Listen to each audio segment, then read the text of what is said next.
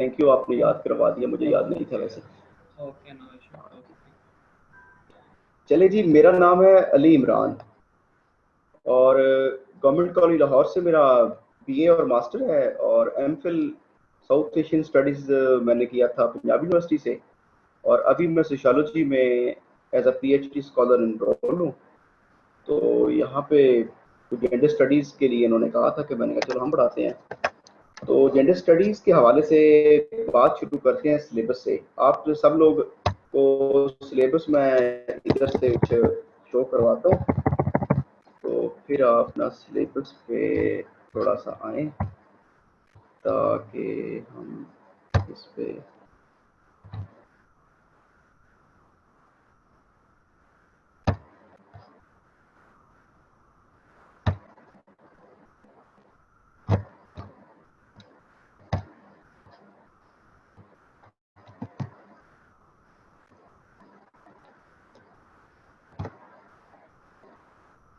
आप में से पहले किसी को कोई एक्सपीरियंस है जेंडर स्टडी का, कोई पढ़ा या कोई अटेम्प्ट ली हो आपने पहले किसी ने?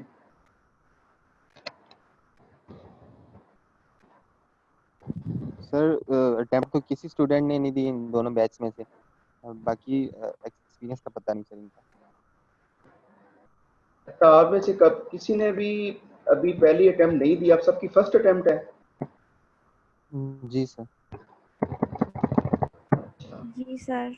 ये जो मैंने ये आपको डॉक्यूमेंट शो हो रहा है आपकी तरफ? Yes sir. जी सर, शो हो रहा है।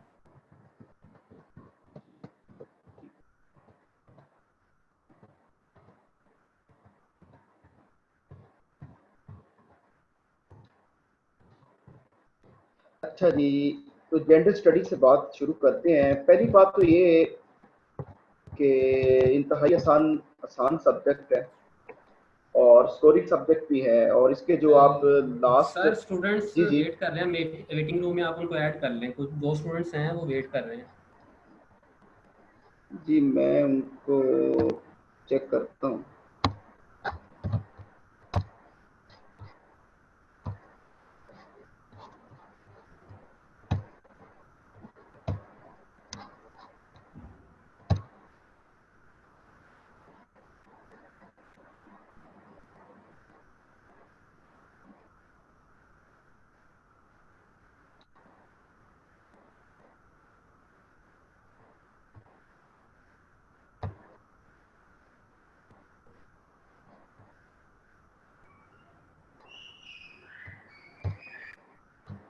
जी, आ गए वो स्टूडेंट आपके? जी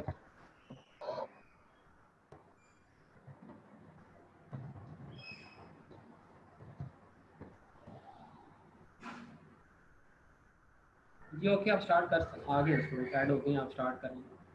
अच्छा, तो स्टूडेंट्स, जो जेंडर स्टडीज का सब्जेक्ट है ना, ये इंतहाई आसान सब्जेक्ट है। इसमें कोई ऐसी रॉकेट साइंस नहीं है कि आप इसे समझे ना। इसमें कोई ऐसा मुश्किल कंसेप्ट हो जो आपको कुछ समझाए और आपको समझ ना आए। एक तो ये इसकी बेस है। अच्छा, दूसरा ये कि इंतहाई स्कोरिंग सब्जेक्ट है। आखिरी आप पेपर उठा के देख लें, 2016 का, 17 का, 18 का, 20 का, और 20 के बाद अभी अगला पेपर आएगा इंशाल्लाह। तो इसकी अपना जो लेंथ है पेपर की, बहुत बहुत, मैं आपको बार बार कहने से कुछ नहीं होगा, लेकिन आसान पेपर है।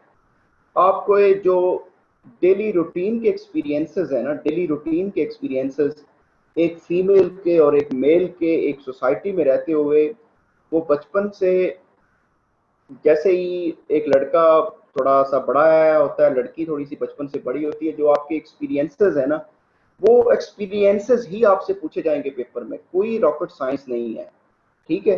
तो बाकायदा शुरू करते हैं सिलेबस से, फिर आप थोड़ी सी बाद में आपको अटैच करके दूंगा कि इसमें सीखने वाली बातें भी बहुत ज़्यादा है, सिर्फ आसान नहीं है। इसमें आपको मैं बताता चलूँ कि अगर आप फॉर एग्जांपल फिलॉसफी के पॉइंट ऑफ व्यू से देखेंगे ना, तो फिलॉसफी अभी 21st सेंचुरी में रिसेंट जहाँ पे उसका कल्बिनेशन है ना, कंस्ट्रक्शनिज्म में, डीकंस्ट्रक्शनिज्म में, पोस्ट मॉडर्निज्म में, पोस्ट स्ट्रक्चरलिज्म में, तो आपके लिए ये जान के इंतहाई हैरत की का बहस होगी कि माइकल फुकॉल्ट हो या दरीदा हो, इस तरह के जितने भी पोस्ट मॉडर्निस्ट थ्योरिस्ट हैं, उन सब का जितनी भी फिलॉसफीज है ना, पावर के हवाले से, नॉलेज के हवाले से, इकोनॉमी के हवाले से, अल्टीमेटली दुनिया में एक ही सब्जेक्ट बचता था जहां पे उसकी प्रैक्टिकल और एकेडमिक और थ्योरेटिक बेस बन सकती थी, वो जेंडर स्टडीज था। आपने अक्सर ये कंसेप्ट सुने होंगे, पोस्ट मॉडर्निज्म, पोस्ट स्ट्रक्चरलिज्म, कंस्ट्रक्शनिज्म, डीकंस्ट्रक्शनिज्म। तो ये इस सब्जेक्ट के बहुत रेलेवेंट हैं और बाकी किसी भी सब्जेक्ट में इनकी इतनी थ्योरेटिक वैल्यू या इम्प्लीमेंटेशन नहीं होती जितनी जेंडर स्टडीज में होती है। तो काफी अर्सा पहले तो इसका लिंक जोड़ेंगे, बाद में सोशियोलॉजी से ये कैसे ऑप्ट हुआ और 1970s के बाद ये ऐसा ऐसा ऐसा सब्जेक्ट पूरी दुनिया में जैसे जैसे ऑप्ट हुआ, खवातीन के जो भी ये साथ साथ हुआ। तो अभी आप लोगों को मेरी आवाज आ रही है?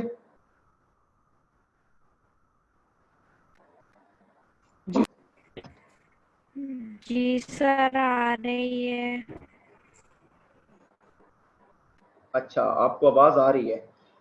अच्छा, तो पहले ना थोड़ा सा जहां पे आपको ना, क्योंकि मैंने लगातार बोलते जाना, जहां पे आपको मेरी आवाज सुनाई ना दे आपने इंटरप्ट करना है और मुझे बताना है कि ये मुझे आवाज मेरी नहीं आ रही। बाकी आप गौर से सुने और अपनी जो नोटबुक्स हैं और जो आपकी चीजें लिखने वाली हैं, अहम अहम चीजें वो लिख लीजिएगा। बाकी हम आज पहले मैं सारा जो सिलेबस है उसे रिवाइज करूंगा, फिर पास्ट पेपर देखेंगे और सिलेबस और पास्ट पेपर देखने के बाद आज हम बाकायदा पहला चैप्टर कर देंगे, बहुत आसानी से कर देंगे। आपको बेस बना दूंगा कि ये सब्जेक्ट बेसिकली है क्या और पहले चैप्टर से एंड तक आपने कितने दिनों में ये खत्म करना है। और उसके बाद अगर आपका मूड हो। जी sir, 3 students please waiting room में, आप उनको भी ऐड कर लें। ये आपके सामने विंडो शो ही होगी यहाँ पे, ये 3 people in the waiting room. जी तो यहाँ से देख ले, अगर कोई जी ऐड मैंने होती है यहाँ कर पे शो हो लिया जाए। जी। जी ठीक है, ठीक है जी कर ले, जी कर ले।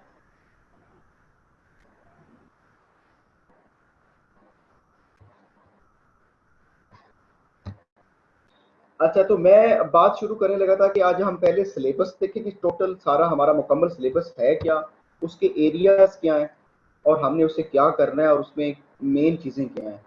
और दूसरा फिर हम पास्ट पेपर देखेंगे, आपको दिखा दूंगा कि ये सवालात थे और ये इनके जवाब थे जो मोर और लेस आपको पहले ही आते थे, लेकिन आपको थोड़ा सा उसको सिस्टमैटिक करना था, चीज़ें स्ट्रीमलाइन करनी थी।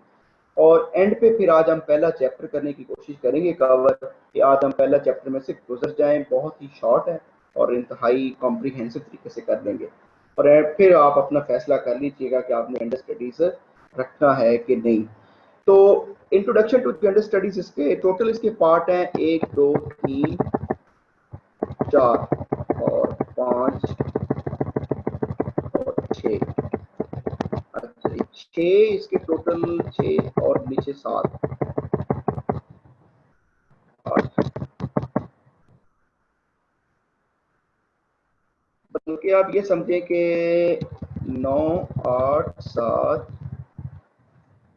और status of women in Pakistan, ये आगे सारा एक ही जैसा है लेकिन उन्होंने बांटा हुआ, तो हम इसी तरह पढ़ लेंगे, नो इशू।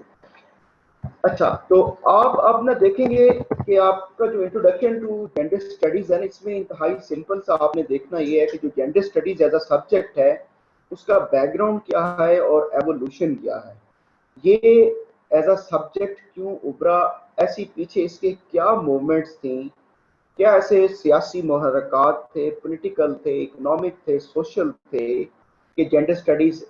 आपको मैं बताता चलूं कि इससे पहले सर अगर आप एक और क्रोनोलॉजी, स्टूडेंट वेट कर रहे हैं, एक और स्टूडेंट वेट कर रहे हैं। ये आज का दिन आपको देखना पड़ेगा ऐसे, क्योंकि स्टूडेंट्स की फर्स्ट क्लास है तो टाइम जी नहीं जी मिल जी, सकता। नो इशू, नो नो जी issue, no issue, no issue.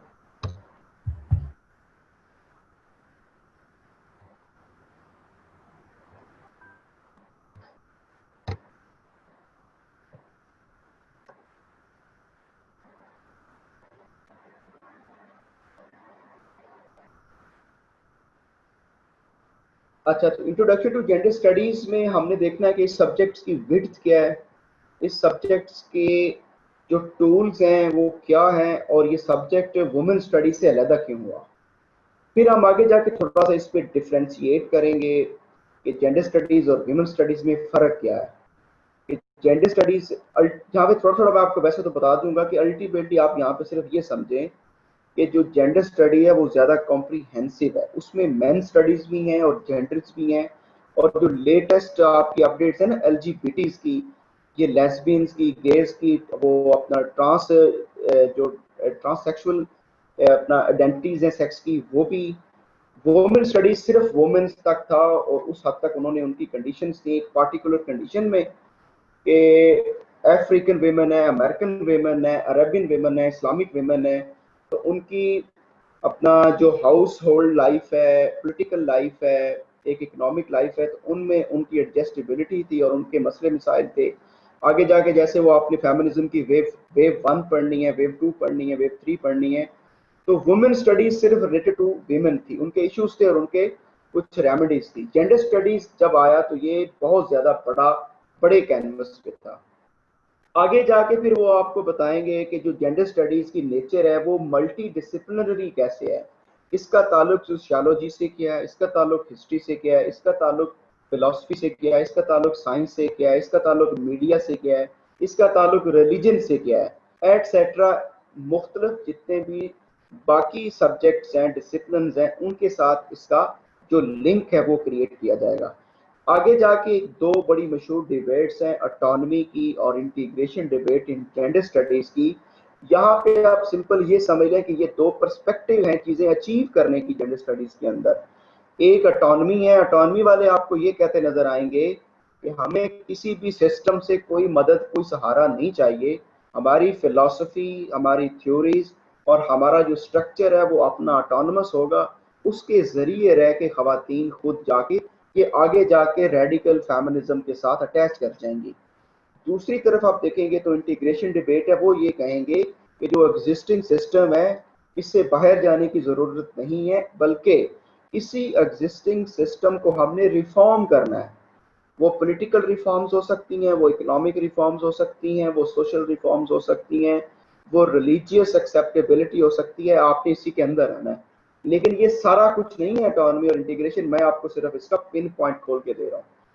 आगे वो बताएंगे जी जो जेंडर स्टडीज हैं पाकिस्तान में कैसे इवॉल्व हुई, तो वो आपको बताएंगे जी जेंडर स्टडीज जो है पूरी दुनिया में जब आ गई तो 1980s में पाकिस्तान में भी इसका रुख हुआ। तो पहले सिंध की जामशोरो यूनिवर्सिटीज में इसका कैंपस बना, फिर इलामा इकबाल ओपन यूनिवर्सिटीज में इसका कैंपस बना, क़ायद आज़म यूनिवर्सिटीज में इसका कैंपस बना, तो पंजाब यूनिवर्सिटी में इसका कैंपस बना। तो इस तरह मुख्तलिफ जो मैं आपको यूनिवर्सिटीज़ के या सेंटर्स के नाम बता रहा हूँ या इंस्टीट्यूट्स के नाम बता रहा हूँ, तो हम यहाँ पे सिर्फ ये देखेंगे कि वहाँ पे कैसे कैसे एज अ सब्जेक्ट लॉन्च हुआ, तो फिर उसके चैलेंजेस क्या थे और पाकिस्तान ने क्या कुछ अचीव किया, वो हम इस हद तक देखेंगे। ये तो था सिर्फ आपका पहला portion, introduction to gender studies. आगे जाके देखेंगे सोशल कंस्ट्रक्शन ऑफ जेंडर। अब जैसे ही नाम से इस लग रहा है इस चैप्टर का कि जो जेंडर है उसकी सोशल कंस्ट्रक्शन कैसे हुई है, तो इसमें हम सिंपल ये देखेंगे कि ये जो जेंडर है, हम कह देते हैं कि ये खातून है, ये लड़का है, ये लड़की है, ये मर्द है, ये औरत है। और इस तरह हम जब जेंडर डिस्क्राइब करते हैं, आपको आगे जाके ये डिटेल में जब चैप्टर पढ़ेंगे ना, तो आपको फर्क पता चलेगा कि जेंडर और सेक्स में फर्क क्या है। सेक्स सिंपल सी बात है कि आपका बायोलॉजिकल आइडेंटिटी है, और जेंडर वो है जो सोसाइटी या माशरा आपको एक रोल देता है।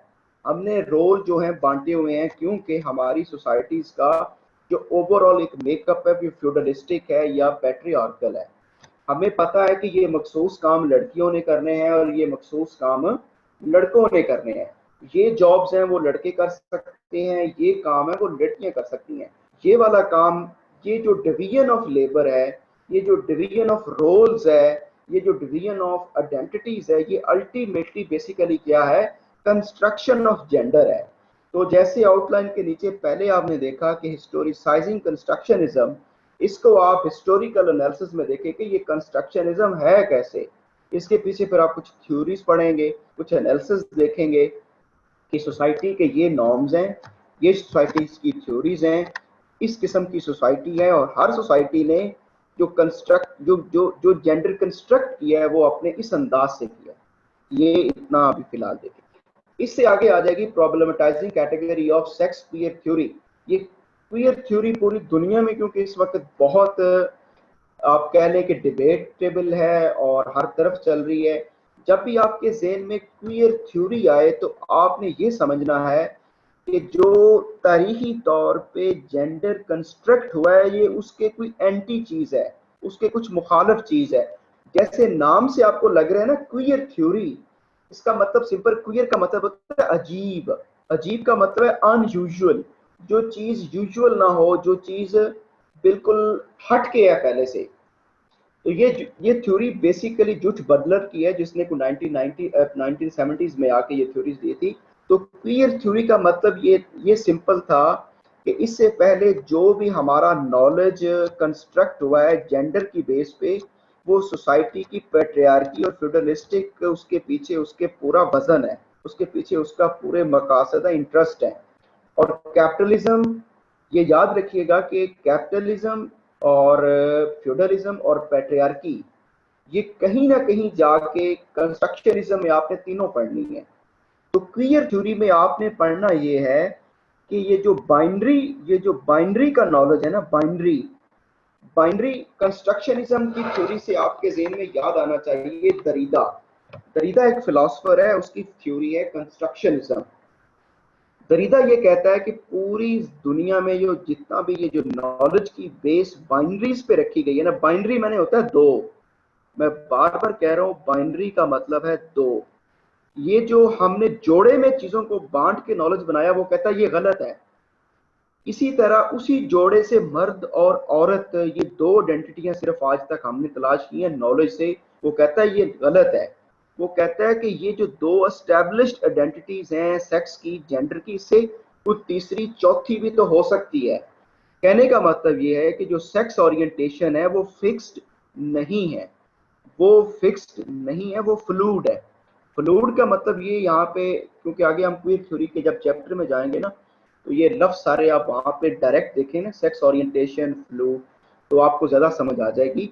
तो यहाँ पे इस बात को ख़त्म ये करते हैं कि जो बाइनरी की किस्म है नॉलेज की, कि हर चीज़ को दो चीज़ों में बांटा हुआ है, दिन रात, कलर है स्याह सफ़ेद, सच झूठ, मर्द औरत, ये जो इस तरह की बाइनरीज है ना, इसके खिलाफ ये थ्योरी है। और इन्होंने उस थ्योरी के खिलाफ एक क्वियर थ्योरी निकाल के जो सेक्स की ओरिएंटेशन है उसे एक तीसरा चौथा पांचवा, या कोई भी ऐसा बंदा जो अपनी ओरिएंटेशन अपने खुद से जानता हो, वो उसे एक्सेप्ट करने को तैयार है। आगे वो कहता है कि इस सेक्स सोशली डिटरमाइंड टू 100% ऐसे ही है कि जो, अब देखें कि हमने इससे पहले देखा ना कि जेंडर जो सोशली कंस्ट्रक्ट है, तो इसमें हमने देखना ये है कि जो सेक्स है क्या वो भी सोशली कंस्ट्रक्ट है। अगले चैप्टर में जब हम जाएंगे, जब आप पढ़ेंगे ना कि ये बायोलॉजिकल, ये वो चीजें हैं जहां से हम देखते हैं कि हमने सेक्स डिटरमिन कर लिया। तो जब हमने सेक्स डिटरमिन कर लिया तो हमारे पास सोसाइटी का plethora of information already available होता है जो हम उस सेक्स के गले डाल देते हैं। तो अल्टीमेटली जो सेक्स है वो भी सोशली। सर ये थ्योरी को काइंडली रिपीट कीजिएगा, थ्योरी जो थी, थ्योरी को रिपीट करूं? जी सर, थैंक यू। अच्छा, थ्योरी का मतलब ये है कि मैं आपको बताने की कोशिश ये कर रहा हूं कि आप ये समझ लें कि 20th सेंचुरी के ख़त्म होने तक, 20वीं सदी ख़त्म होने तक, जो इल्म की बुनियादें थी, जो नॉलेज की बुनियादें थी, वो बाइनरी सिस्टम में थी। आपने सब ने जाके नेट पे बाइनरी सिस्टम ऑफ नॉलेज या दरीदा का डीकंस्ट्रक्शनिज्म पढ़ना है, फिर जाके आपको असल बात समझ आनी है। इस थ्योरी का मतलब ये है कि 20वीं सदी तक जो नॉलेज था, जो उसकी बेस थी, वो बाइनरीज में थी। हर चीज को जोड़े में देखा जाता था, जैसे आग है, पानी है, दिन है, रात है, मर्द है, औरत है, सच है, झूठ है। ये जो आपको डबल डबल लग रहे हैं ना, दो दो, एक तरफ सच है तो झूठ है, इसके दरमियान तीसरा कुछ है ही नहीं। दिन है तो रात है, तीसरा बीच में कुछ है ही नहीं। सच है तो झूठ के दरमियान कुछ है ही नहीं। ठीक है, ये जो बाइनरीज में सारा नॉलेज है ना, आप अगर गौर से देखेंगे ना, आपके इर्द गिर्द सारा कुछ बाइनरीज में ही है। तो दरीदा ने डीकंस्ट्रक्शन की थ्योरी दी कि ये जो हम बाइनरीज में चीजों को देख रहे हैं कि हर चीज जोड़े में है, एक ये चीज और दूसरी ये चीज उसके ऑपोजिट, ये गलत है। ये जोड़े में चीजें देखना बंद करें। उसने ये कहा कि दुनिया में और भी कुछ आइडेंटिटी हो सकती है इस बाइनरी सिस्टम के अलावा। तो ये जो बाइनरी की डीकंस्ट्रक्शनिज्म थी दरीदा की, जूट बटलर ने अपनी थ्योरी वहां से मदद लेके क्वियर थ्योरी दी जेंडर स्टडीज में फिक्स करने के लिए। तो जेंडर स्टडीज में क्वियर थ्योरी का मतलब ये हुआ कि जो एस्टैब्लिश्ड जो दो सेक्स है ना, जो दो सेक्सेस की ओरिएंटेशन है, मर्द और औरत, लड़का या लड़की, सिर्फ ये दो ओरिएंटेशन नहीं है, तीसरी चौथी पांचवी सातवीं भी हो सकती है। उसको उसका नाम दे दिया अजीब।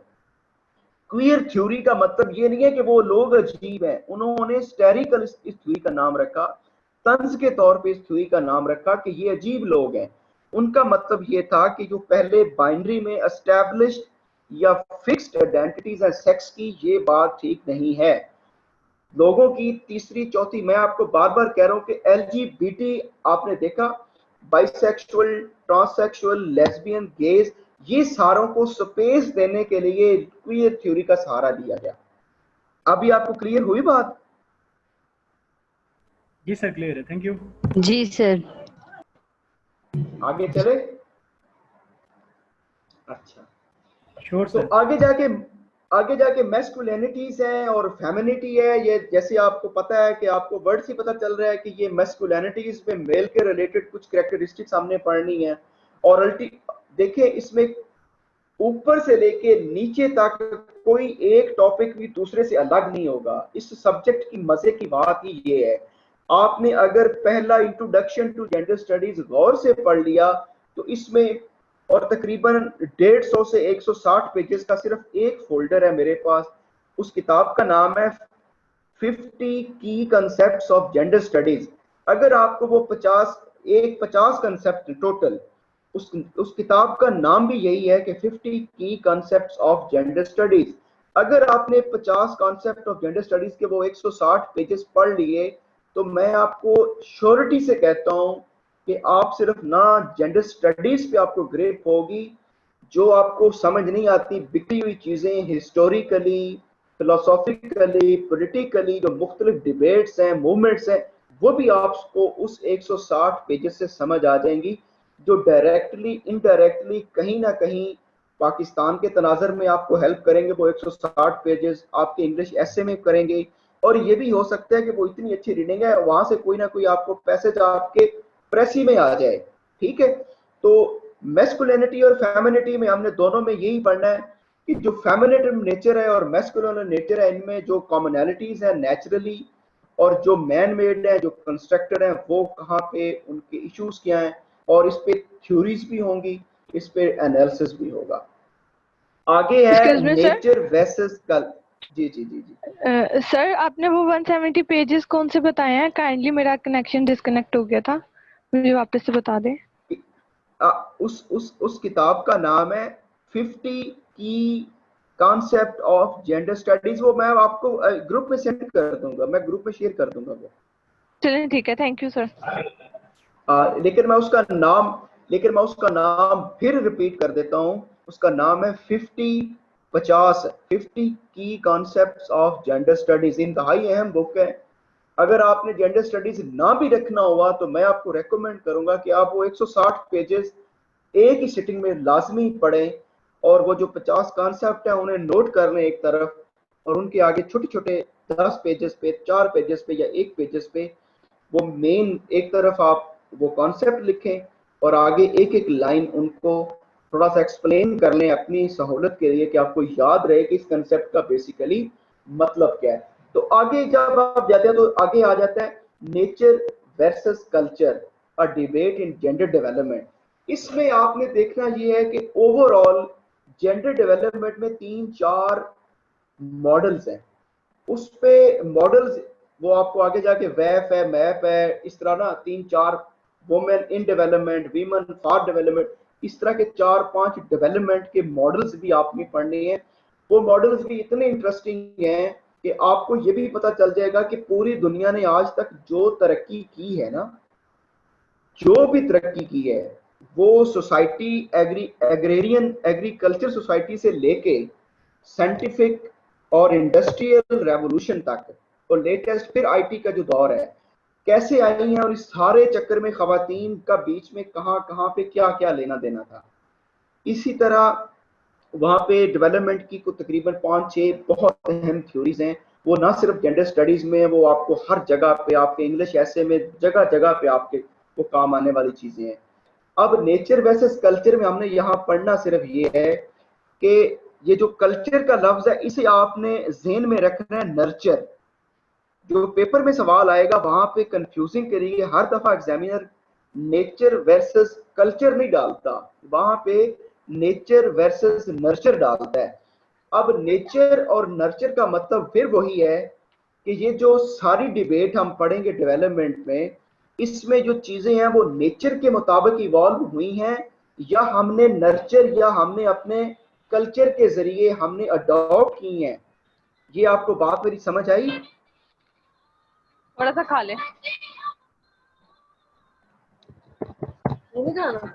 खा ले।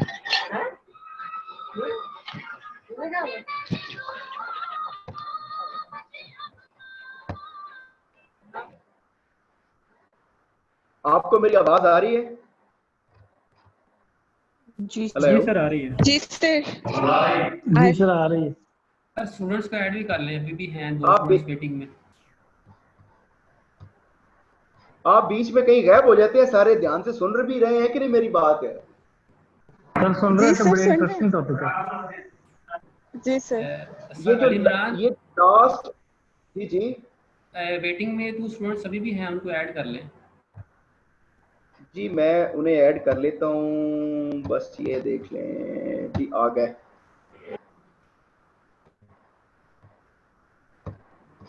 अच्छा तो स्टूडेंट्स मैं अब बात कर रहा था, एंड पे हो रही थी nature versus culture a debate in gender development.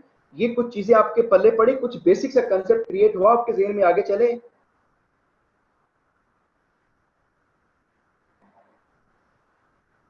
Ji sir.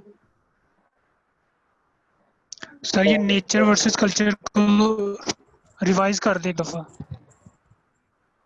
अच्छा भाईजान, नेचर और कल्चर वाली डिबेट ये है कि इंसानी तारीख में जितनी डेवलपमेंट हुई है उसकी 2-4-5 थ्योरीज हैं, उसके 4-5 नजरिए हैं कि इंसानी माशरे ने एक पॉइंट से दूसरे पॉइंट देखें। कभी हम पत्थर के दौर में रह रहे थे, फिर एग्रीकल्चर के दौर में आ गए, फिर हम इंडस्ट्री के दौर में आ गए, और आज हम इंटरनेशनल वो क्या आप कहते हैं आईटी के दौर में आ गए, इंफॉर्मेशनल टेक्नोलॉजी के दौर में। तो ये जो जितनी चेंज है ना, ये जितनी चेंज है इसमें सेंट्रल रोल खवातीन का हमने देखना है। तो साथ हमने देखना ये है कि ये जो जितनी चेंजेस और जितनी डेवलपमेंट हुई है ये सारी डिबेट में ये हमारी नेचर में था कि या हमारे नर्चर में था। ये हमने सीख सीख के बतदरीज सीख सीख के लम्हा ब लम्हा इसमें तब्दीलियां खुद की हैं, या नेचर ने ही हमें पीछे से पुश किया है और हम यहाँ पे पहुंच गए हैं। अब बात समझ आ गई?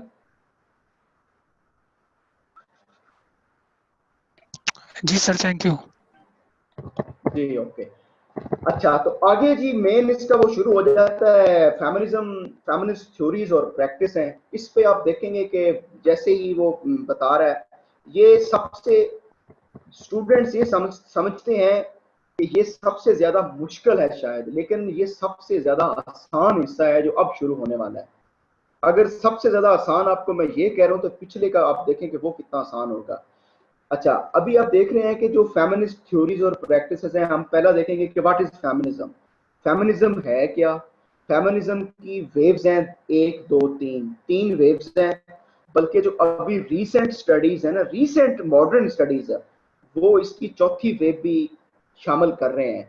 खास करके जब से ये सोशल मीडिया शुरू हुआ है, मी टू की मूवमेंट है, हैरेसमेंट के इश्यूज हैं और वर्क प्लेस पे इश्यूज हैं, पब्लिक में खवातीन के साथ इश्यूज हैं। तो जो सोशल मीडिया और इसमें जो मेन चीज मी टू है उसे 4th वेव में भी शामिल कर रहे हैं। अच्छा ये जो वेव मैं बात कर रहा हूँ ना आपसे बार बार कि फेमिनिज्म की वेव फर्स्ट वेव है, सेकंड वेव है, थर्ड वेव है और चौथी वेव है। एग्जामिनर आपसे कोई एक वेव पूछेगा कि जनाब आप फेमिनिज्म को डिस्क्राइब करें और पहली जी जी अलाउ कर जी सर, एक स्टूडेंट का मैसेज आ रहा है, उन्हें अलाउ कर दें सर। जी कर दिया।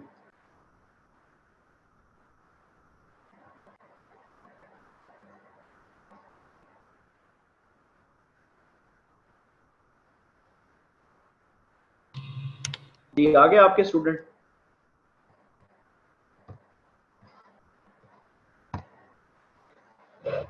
जी आवाज आ रही है आपको? जी सर, थैंक यू सर। आवाज आ रही है। अच्छा, तो मैं बात कर रहा था कि ये जो मैं बात आपसे कर रहा हूँ ना कि फेमिनिज्म की 4 वेव्स हैं। उन वेव्स का सिंपल मतलब ये है कि फेमिनिज्म की एक तारीख है, उस तारीख के पहले अदवार को, पहले हिस्से को, फॉर एग्जाम्पल मैं आपको कहता हूँ कि फेमिनिज्म की जो तारीख है वो 100 साल है। अब जो पहले 25 साल है उस हिस्से को, उसका नाम रखा हुआ है उन्होंने फर्स्ट वेव। अब जो नेक्स्ट 25 से 50 साल है उसका नाम उन्होंने रखा हुआ है सेकंड वेव, और जो 50 से 75 साल है उनका उन्होंने नाम रखा हुआ है थर्ड वेव, और जो चौथी 100 साल तक है उसका नाम है फोर्थ वेव। अब इस वेव में है, अब ये वेव मुख्तलिफ क्यों है, या 4 वेव्स पढ़ने का मकसद क्या है? इन 4 वेव्स का पढ़ने का मकसद बहुत सिंपल है कि खवातीन ने जितनी भी एम्पावरमेंट या अपने हकूक हासिल किए हैं वो किसी एक टाइम में हासिल नहीं किए, और जो खवातीन को चैलेंजेस थे, मसाइल थे, वो सेम एक टाइम पे एक जैसे नहीं थे।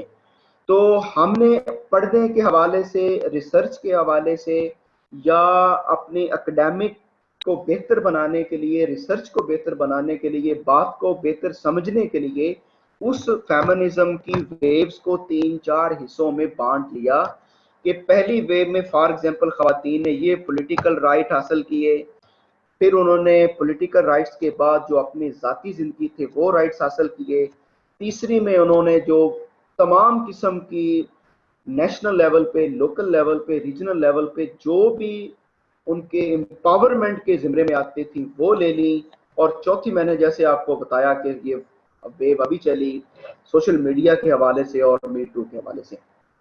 आगे चलते हैं, आगे 3-4 किस्म के लिबरल और अपना फेमिनिज्म की काइंड्स हैं। पहले अच्छा एक आपने बात याद रखना है कि ये जो liberal feminism, radical feminism, Marxist feminism, socialist feminism, psycho analytical feminism, men's feminism, post modern feminism, ये पहले वाले फेमिनिज्म से नीचे नीचे वाले सारे फेमिनिज्म उस ऊपर वाले फेमिनिज्म में हम बार बार फिट करेंगे। ये कोई अलग से चीजें नहीं है, ये सिर्फ पर्सपेक्टिव है फेमिनिज्म के सोचने के। अब जैसे मैंने आपको बताया ना कि फेमिनिज्म की पहली वेव थी, दूसरी वेव थी, तीसरी वेव थी और चौथी वेव थी। पहली वेव में खवातीन के चैलेंजेस और मसाइल ये थे, उन्होंने हासिल ये किया। दूसरी में ये था, हासिल ये किया। चौथी में चैलेंजेस ये थे, हासिल ये किया। अब जो चैलेंजेस थे और हासिल क्या किया और रेमेडीज और सोल्यूशन क्या देने हैं वो नीचे वाले बताएंगे। लिबरल फेमिनिज्म बताएगा ये करना है, रेडिकल फेमिनिज्म बताएगा इशू ये है, करना ये है, मार्क्सिज्म फेमिनिज्म बताएगा इशू ये है, करना ये है, साइको एनालिटिकल फेमिनिज्म बताएगा करना ये है, मसला ये है, इसी तरह नीचे तक।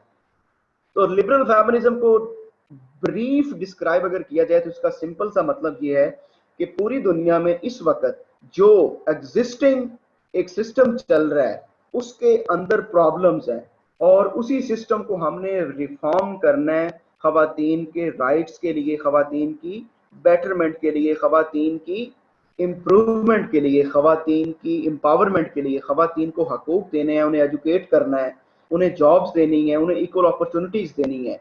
हमने सिस्टम नहीं बदलना, हमने सिस्टम वही रखना है। ये जो डेमोक्रेटिक वैल्यूज है इन्हें बेहतर करना है, अपना जो उनकी रिप्रेजेंटेशन है उसे बेहतर करना है। इसे मैं आपको सिंपल फिर बात रिपीट कर रहा हूँ कि लिबरल फेमिनिज्म वाले ये आपको कहते हुए बताएंगे कि हमने जो मौजूदा सिस्टम है उसे वैसा ही रखना है, उसे चेंज नहीं करना कि कोई इनकलाब ले आए। हमने इनकलाब नहीं लाना, जो मौजूदा निज़ाम है उसी में हमने बेहतरी करनी है। जहाँ पे प्रॉब्लम्स हैं वहाँ पे प्रॉब्लम दूर करना है। जैसे कि आपके मुल्क में अगर देखें तो कानून बनते हैं, कानून साजी बनती है, खवातीन के राइट्स के लिए ये कानून आया, दूसरा कानून आया, तीसरा कानून आया, जॉब्स के लिए बेहतर आया, कोटा सिस्टम आ गया, ये सारी एडजस्टमेंट हो रही है खवातीन की बेहतरी के लिए, उनकी एम्पावरमेंट के लिए। तो रेडिकल फेमिनिज्म लिबरल फेमिनिज्म के बिल्कुल 180 एंगल के उलट है। रेडिकल फेमिनिज्म ये कहेंगे कि हमने मर्दों के साथ काम करना ही नहीं, हमने मर्दों के साथ रहना भी नहीं, और जो सबसे बड़ी हमारी डिपेंडेंसी जिसका हमारा यूज किया जाता है वो हमारी बॉडीज हैं, और वो बॉडीज का इस्तेमाल हमें ये बताया जाता है कि आपसे हमने नेक्स्ट जनरेशन तैयार करनी है। तो रेडिकल फेमिनिज्म ये कहेंगे कि इंसान, ये जो बर्थ वाला सिस्टम है ना, ये जो बच्चे पैदा करने वाला औरतों के साथ जुड़ा हुआ निज़ाम है, ये सबसे ज्यादा सब्जुगेशन और सबसे ज्यादा प्रॉब्लमेटिक है। आप मर्दों से दूर रहें और मौजूदा जो लेटेस्ट टेक्नोलॉजीज हैं बच्चे पैदा करने की, साइंस का सहारा लें, इंफॉर्मेशन टेक्नोलॉजी का सहारा लें, ताकि हमारी जान छूटे, हम भी एक आज़ाद रहें, ना हमें बच्चे पालना पड़े, ना हम घर संभालें, और ना ही हम मर्दों का फिजिकल किसी किस्म का जो एक पैट्रियार्कल सोसाइटी में एक वायलेंस है, एक काम का जो एक बोझ है, वो बर्दाश्त ना करें। तो रेडिकल फेमिनिज्म, जैसे मैंने आपको शुरू में बताया कि लिबरल फेमिनिज्म के बिल्कुल उलट है। रेडिकल फेमिनिज्म एक इनकलाब है। ये इसमें जो इसके थ्योरिस्ट हैं, जो पर्सपेक्टिव वाले सोचने वाले लोग हैं, वो यही कहेंगे कि ये दोनों को अलहदा किया जाए और दोनों को अलग-अलग रिस्पॉन्सिबिलिटीज दूर की जाएं, और खवातीन के साथ जो उनकी बॉडीज के साथ अटैच ये जो बर्थ वाला इशू है ये भी अलहदा करके मॉडर्न टेक्नोलॉजी से नेक्स्ट जनरेशन और प्रोसेंटिज बढ़ाई जाए। आगे आ गया मार्क्सिज्म और सोशलिस्ट फेमिनिज्म। ये सिंपल सी बात है कि इसमें वो कहेंगे जी खवातीन के जितने मसले मसाइल हैं वो कैपिटलिज्म के साथ हैं, और वो ये कहेंगे कि जो कैपिटलिस्ट सोसाइटीज हैं वो अल्टीमेटली पैट्रियार्कल सोसाइटीज को जन्म देती हैं। इसमें तीन चीज़ों का नेक्सस होगा, फ्यूडलिज्म, कैपिटलिज्म और पैट्रियार्की। ये तीनों सिस्टम, क्योंकि मार्क्सिज्म अगर आपने ओवरऑल भी पढ़ा हुआ है तो आपको ये अंदाजा है कि उसमें किस तरह इकोनॉमिक एक्सप्लॉयटेशन होती है और किस तरह एक जो लेबर है उसको वेजेस ठीक नहीं दी जाती। तो वो ये आपको कहते हुए नजर आएंगे कि जब एक कैपिटलिस्ट सिस्टम है उसमें लेबर वेजेस का इश्यूज है, और वो जो कैपिटलिज्म को जोड़ेंगे वो आपको जोड़ेंगे कि कैपिटलिज्म की जितनी बड़ी इकोनॉमीज हैं, जितना बड़ा कैपिटल है, वो मर्द चला रहे हैं। फिर वो जब मर्द का नाम आएगा तो वो अल्टीमेटली जो सोसाइटीज हैं वो पैट्रियार्कल बन जाएंगी। जब पैट्रियार्कल बन जाएंगी तो उस सिस्टम में ना खवातीन की तनख्वाहें ठीक होंगी, ना उन्हें वेजेस दिया जाएगा, ना उनके इकोनॉमिक कैरियर होंगे, ना वो बिजनेस बना सकेंगी। तो वो सिर्फ एक कुएं के गिर्द चक्कर लगाती रहेंगी। उन्हें बस लिबरलिज्म में, फेमिनिज्म में समझाया जाएगा रिफॉर्म्स आ रही हैं, रिफॉर्म्स आ रही हैं, रिफॉर्म्स आ रही हैं, लेकिन मार्क्सिस्ट वाले कहेंगे कि थ्रू आउट द हिस्ट्री खवातीन की जितनी भी कंट्रीब्यूशंस हैं उनका कोई नाम नहीं। आगे हम चलते हैं, ये क्योंकि ये बहुत ज्यादा सिंपल है मार्क्सिस्ट फेमिनिज्म, इसको हम समझाने की जरूरत नहीं है।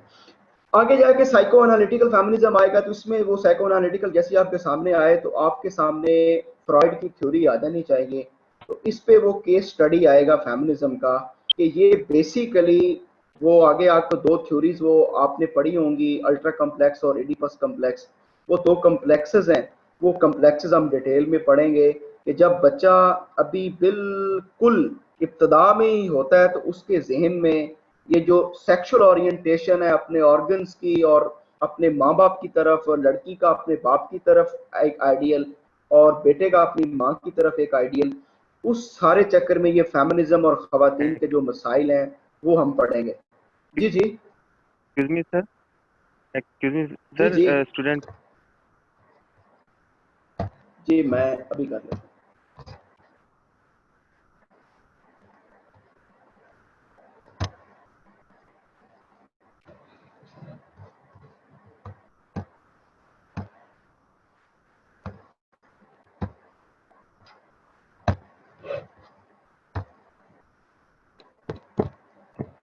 अच्छा जी, आगे मेंस फेमिनिज्म है। इसमें आगे जाके कुछ एक मेंस फेमिनिज्म की दो चार थ्योरीज हैं, उस पे एक जो बंदे हैं उनका एक अपना पर्सपेक्टिव है कि खवातीन के ये जो राइट्स हैं ये कहाँ तक ठीक है और ये कहाँ तक ठीक नहीं है। उसमें 3-4 आगे आपको ग्रुप नजर आएंगे, कुछ कहेंगे कि ये जो भी हिस्टोरिकल फेमिनिज्म 4 वेव्स में अभी तक पहुंचा है, इसमें जो कुछ भी है वो ऐसे का ऐसे ही है। जैसे अगर आप गौर से अगर अपनी सोसाइटी का भी मुशाहिदा करें ना, तो खवातीन का आलमी दिन हो या कोई भी खवातीन के हवाले से इंटरनेशनल ऑर्गेनाइजेशंस ने को पाकिस्तान में प्रोग्राम करना हो ना, तो पाकिस्तान के अंदर भी सोसाइटी आपको डिवाइड नजर आती है। कुछ एक खास ग्रुप लोगों का होता है कि वो उस पूरी फिलॉसफी को अडॉप्ट कर रहे होते हैं और आगे उसको प्रोपोगेट कर रहे होते हैं। कुछ लोग जो रिलीजियस लीडरशिप होती है वो उसकी मुकम्मल मुखालफत कर रही होती है, और कुछ लोग बीच में से होते हैं कि ये दोनों गलत है, कोई तीसरा रास्ता बीच में होना चाहिए जो खवातीन की एडजस्टमेंट के लिए, उनकी एम्पावरमेंट के लिए, उनकी जिंदगी बेहतर कर सके। तो इसमें हम मेंस फेमिनिज्म, ये बेसिकली मर्दों के तनाज़ुर है खवातीन के हवाले से। तो पोस्ट मॉडर्निज्म में हम देखेंगे कि ये पोस्ट मॉडर्निज्म, मैंने जैसे आपको कहा था कि पूरे जेंडर स्टडीज का जितना ढांचा है ये सिर्फ पोस्ट मॉडर्निज्म पे खड़ा हुआ है। अगर आपको ये समझ लग गई ना कि पोस्ट मॉडर्निज्म बेसिकली है क्या, ये चाहते क्या है, इसके पीछे फिलॉसफी क्या है, और ये जेंडर स्टडीज में इन्होंने कैसे घुसाया है, और पूरा जेंडर स्टडीज की हर वो बात जो आपने पेपर में भी करनी है एग्जामिनर को दिखाने के लिए, आपने पोस्ट मॉडर्न फेमिनिज्म, बल्कि आपने पहले पोस्ट मॉडर्निज्म और पोस्ट स्ट्रक्चरलिज्म की अच्छी अंडरस्टैंडिंग लेनी है। फेमिनिज्म आगे खुद ही समझ आ जाएगा। तो इसको थोड़ा सा मैं वैसे बयान कर देता हूँ आपकी अंडरस्टैंडिंग के लिए बेसिक सा, कि जो post feminism, post modern feminism है, उसका मतलब सिंपल ये है। एक दफा आप फेमिनिज्म को अलग समझें और पोस्ट मॉडर्निज्म को। पोस्ट मॉडर्निज्म का मतलब ये है कि अब हम 20वीं सदी के बाद जिस टाइम में जी रहे हैं ना, जिंदगी में कोई भी अफाकी और आखिरी सच नहीं है। ये मेरी आपने बात सुन ली? जी सर। सही, थोड़ा सा रिपीट कीजिए, रिपीट कर दीजिए प्लीज थोड़ा सा। मैंने ये कहा है कि पोस्ट मॉडर्निज्म वाले कहते हैं कि हम अभी 21वीं सदी में जहां पे जी रहे हैं, इसमें कोई भी फाइनल ट्रुथ नहीं है, फाइनल सच्चाई नहीं है। जो सच है वो रिलेटिव है, जो सच है वो सब्जेक्टिव है, ऑब्जेक्टिव नहीं है। सच ऑब्जेक्टिव नहीं है, रियलिटी ऑब्जेक्टिव नहीं है। हर बंदे का अपना सच हो सकता है। ये नहीं है कि पूरी दुनिया के 7 अरब लोगों का कोई एक सच हो या किसी एक मुल्क में एक सच हो। पोस्ट मॉडर्निज्म वालों ने दुनिया को ये समझाने की कोशिश की है कि जो सब्जेक्टिविटीज हैं वो ज्यादा सबसे बेहतर मैटर करती हैं।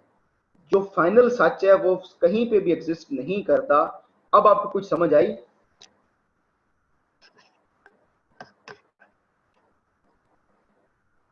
सर फॉर इंस्टेंस अगर हम ये कहें कि एज एन एग्जांपल के 1964 वॉर है, इंडिया के करीब इंडिया जीता है, पाकिस्तान के करीब पाकिस्तान जीता है, तो ये that would be considered as post modernism. जो आप बात कर रहे हैं ना, वो डे टू डे एक इंफॉर्मेशन है, डे टू डे इंफॉर्मेशन है, ठीक है ना। इनका मकसद ये है, जो आप थोड़ा सा पीछे जाएं तो जो पोस्ट मॉडर्निज्म की बेस है वो बाइनरी की जो कंस्ट्रक्शन है उसे तोड़ना है। जो बाइनरी की कंस्ट्रक्शन है उसे तोड़ना है।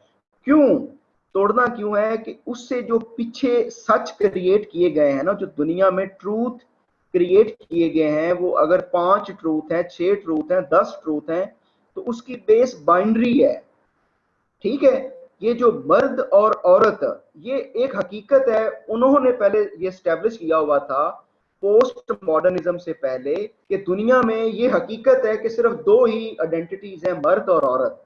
पोस्ट मॉडर्निज्म वाले इस बात को कहते हैं कि नहीं, ऐसी कोई बात नहीं है, ये रिलेटिव और पर्सनल ट्रूथ हो सकता है।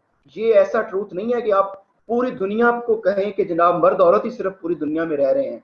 इनके अलावा सेक्सुअल ओरिएंटेशन तीसरी, चौथी, पांचवी निकल सकती है।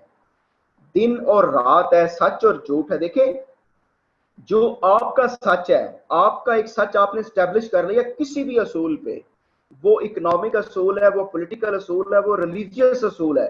आपके घर वाला उसको कोई एक फर्द नहीं मानता, आपके मोहल्ले वाला नहीं मानता, तो ये जो ना मानना है उस आपके एक सच को, इसको ये मॉडर्निज्म कहते हैं कि सच जो है वो फ्लूइड है, वो कंक्रीट नहीं है, वो फाइनल नहीं है, वो ऑब्जेक्टिव नहीं है, वो सब्जेक्टिव है और पर्सनल है। अब समझ आई थोड़ी सी? सर ऐसा कह सकते हैं कि ये दरिदा की थ्योरी से मिलता जुलता है? जी 100%, वो इसकी बेस है, 100% मिलता जुलता है, 100%।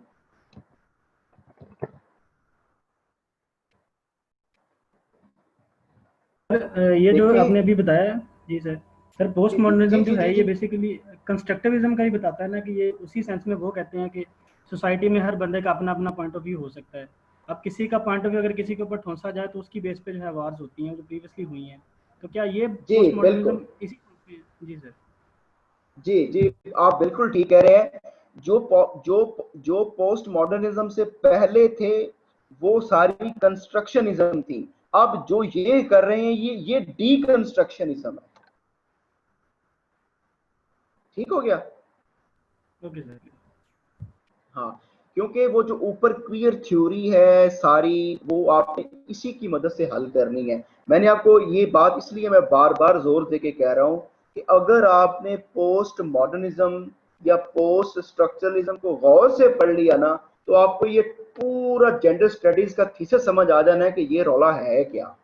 चले जी आगे, ये फेमिनिस्ट की वो मूवमेंट्स आ गई जनाब। मेरी वेस्ट में जो मोटी मोटी मूवमेंट्स है वो देखेंगे, फर्स्ट है, सेकंड है, थर्ड है। यूनाइटेड नेशंस की कॉन्फ्रेंस है विमेन पे, और फेमिनिस्ट मूवमेंट्स है पाकिस्तान में। पाकिस्तान में जो मूवमेंट्स है वो आपको एक छोटा सा हैंड आउट में दे दूंगा।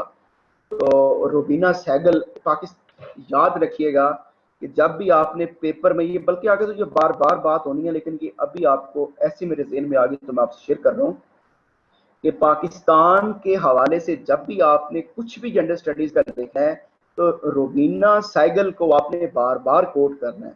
रूबीना सहगल को बार बार कोट करना है, क्योंकि पाकिस्तान में फेमिनिज्म पे, विमेन पे जो क्वालिटी रिसर्च वर्क है वो रूबीना सहगल का ही है। इस पे बल्कि आप अपनी मदद आपके तहत नेट से जो भी कोई उसका आर्टिकल मिले वो निकाल के पढ़िएगा। ठीक हो गया? आगे जेंडर एंड डेवलपमेंट है।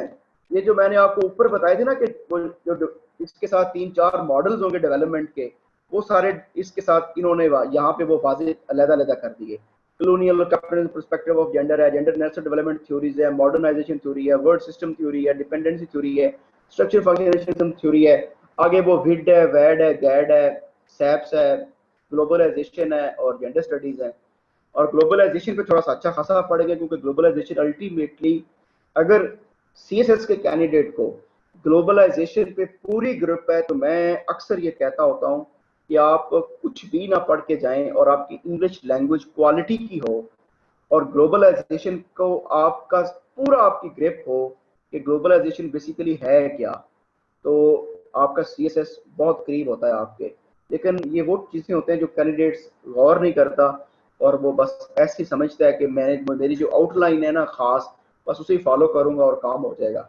आप सबको भी ये मेरी तरफ से अलहदा से ये एडवाइस है कि ग्लोबलाइजेशन पे अच्छी से अच्छी रीडिंग करें कि ग्लोबलाइजेशन में ये है क्या, इसकी बेसिस क्या है, इसकी काइंड्स क्या हैं, इसकी टाइप्स क्या हैं, और ग्लोबलाइजेशन ने हमें दिया क्या है, इसने पूरी दुनिया को कैसे ग्लोबल विलेज बनाया है, इकोनॉमिकली, पॉलिटिकली, सोशली और एजुकेशनली।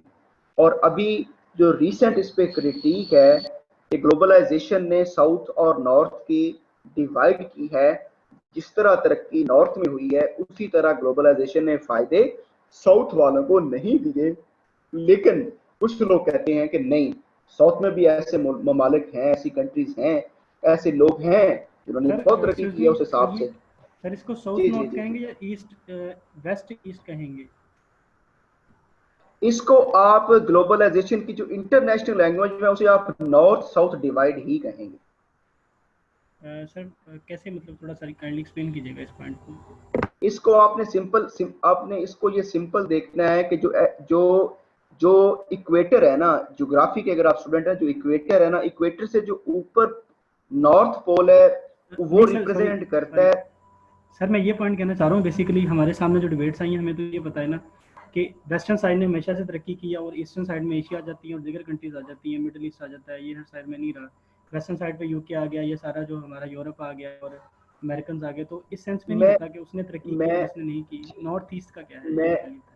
मैं आपकी बात को 100% ठीक समझ रहा हूँ और आप बिल्कुल ठीक बात कह रहे हैं कि जो यूरोप है वो वेस्टर्न कंट्रीज हैं और जो मिडिल ईस्ट और ये सारा हमारे कॉलोनाइज्ड वर्ल्ड है ये सारे ईस्टर्न कंट्रीज हैं। लेकिन मैं आपको बता रहा हूँ मॉडर्नाइजेशन और डेवलपमेंट के मॉडल्स है और ग्लोबलाइजेशन के पर्सपेक्टिव में, तो जो ग्लोबलाइजेशन के थ्योरिस्ट हैं, जो रिसर्चर्स हैं, वो इस तरक्की को नॉर्थ और साउथ में डिवाइड करते हैं। सर ये जो रिसेंटली जो अभी ग्लोबलाइजेशन का क्या नाम है क्रिटिक आ रही है कि ग्लोबलाइजेशन पे उसको प्रेफर किया जा रहा है नेशनलिज्म को, और रिसेंटली जो कोविड-19 वाला भी सिचुएशन है वो भी रिपरकशन ही है ग्लोबलाइजेशन का, तो दैट वुड मतलब ये वाला भी इसको कॉम्प्लीमेंट करेगा ना? 100% करेगा। मैंने बात यहाँ से ही शुरू आपसे की थी कि मैं आपको कह रहा हूँ कि आप में से कोई भी जिसको पूरा अंदाजा है कि मैंने ये अटेम्प्ट अल्लाह के फजल से क्लियर करनी है, अल्लाह आप सबको कामयाब करे, मेरी दुआ है। मैं आपको ये सजेस्ट कर रहा हूँ कि ग्लोबलाइजेशन को इतना अच्छी तरह पढ़ें कि आप देखें, अगर आपने पॉलिटिकल साइंस रखनी है तो विदाउट ग्लोबलाइजेशन आप किसी सवाल को एनालिसिस कर ही नहीं सकते। आपने इंटरनेशनल रिलेशंस रखना है तो ग्लोबलाइजेशन आप बिल्कुल, आपको पता ही नहीं है कि इंटरनेशनल रिलेशन और ग्लोबलाइजेशन में आपने करना क्या है। आपने जितने भी केस स्टडीज और जितने भी उसमें आपने केस स्टडीज डालनी है वो ग्लोबलाइजेशन से डालनी है। देखें, ये जेंडर स्टडीज को इतना बड़ा सब्जेक्ट नहीं है, ये आप बिलीव करेंगे कि ये 2 से 4 घंटे में टोटल सब्जेक्ट्स कवर हो जाता है। इस जैसे सब्जेक्ट्स में भी ग्लोबलाइजेशन और जेंडर का चैप्टर डाल दिया ना उन्होंने।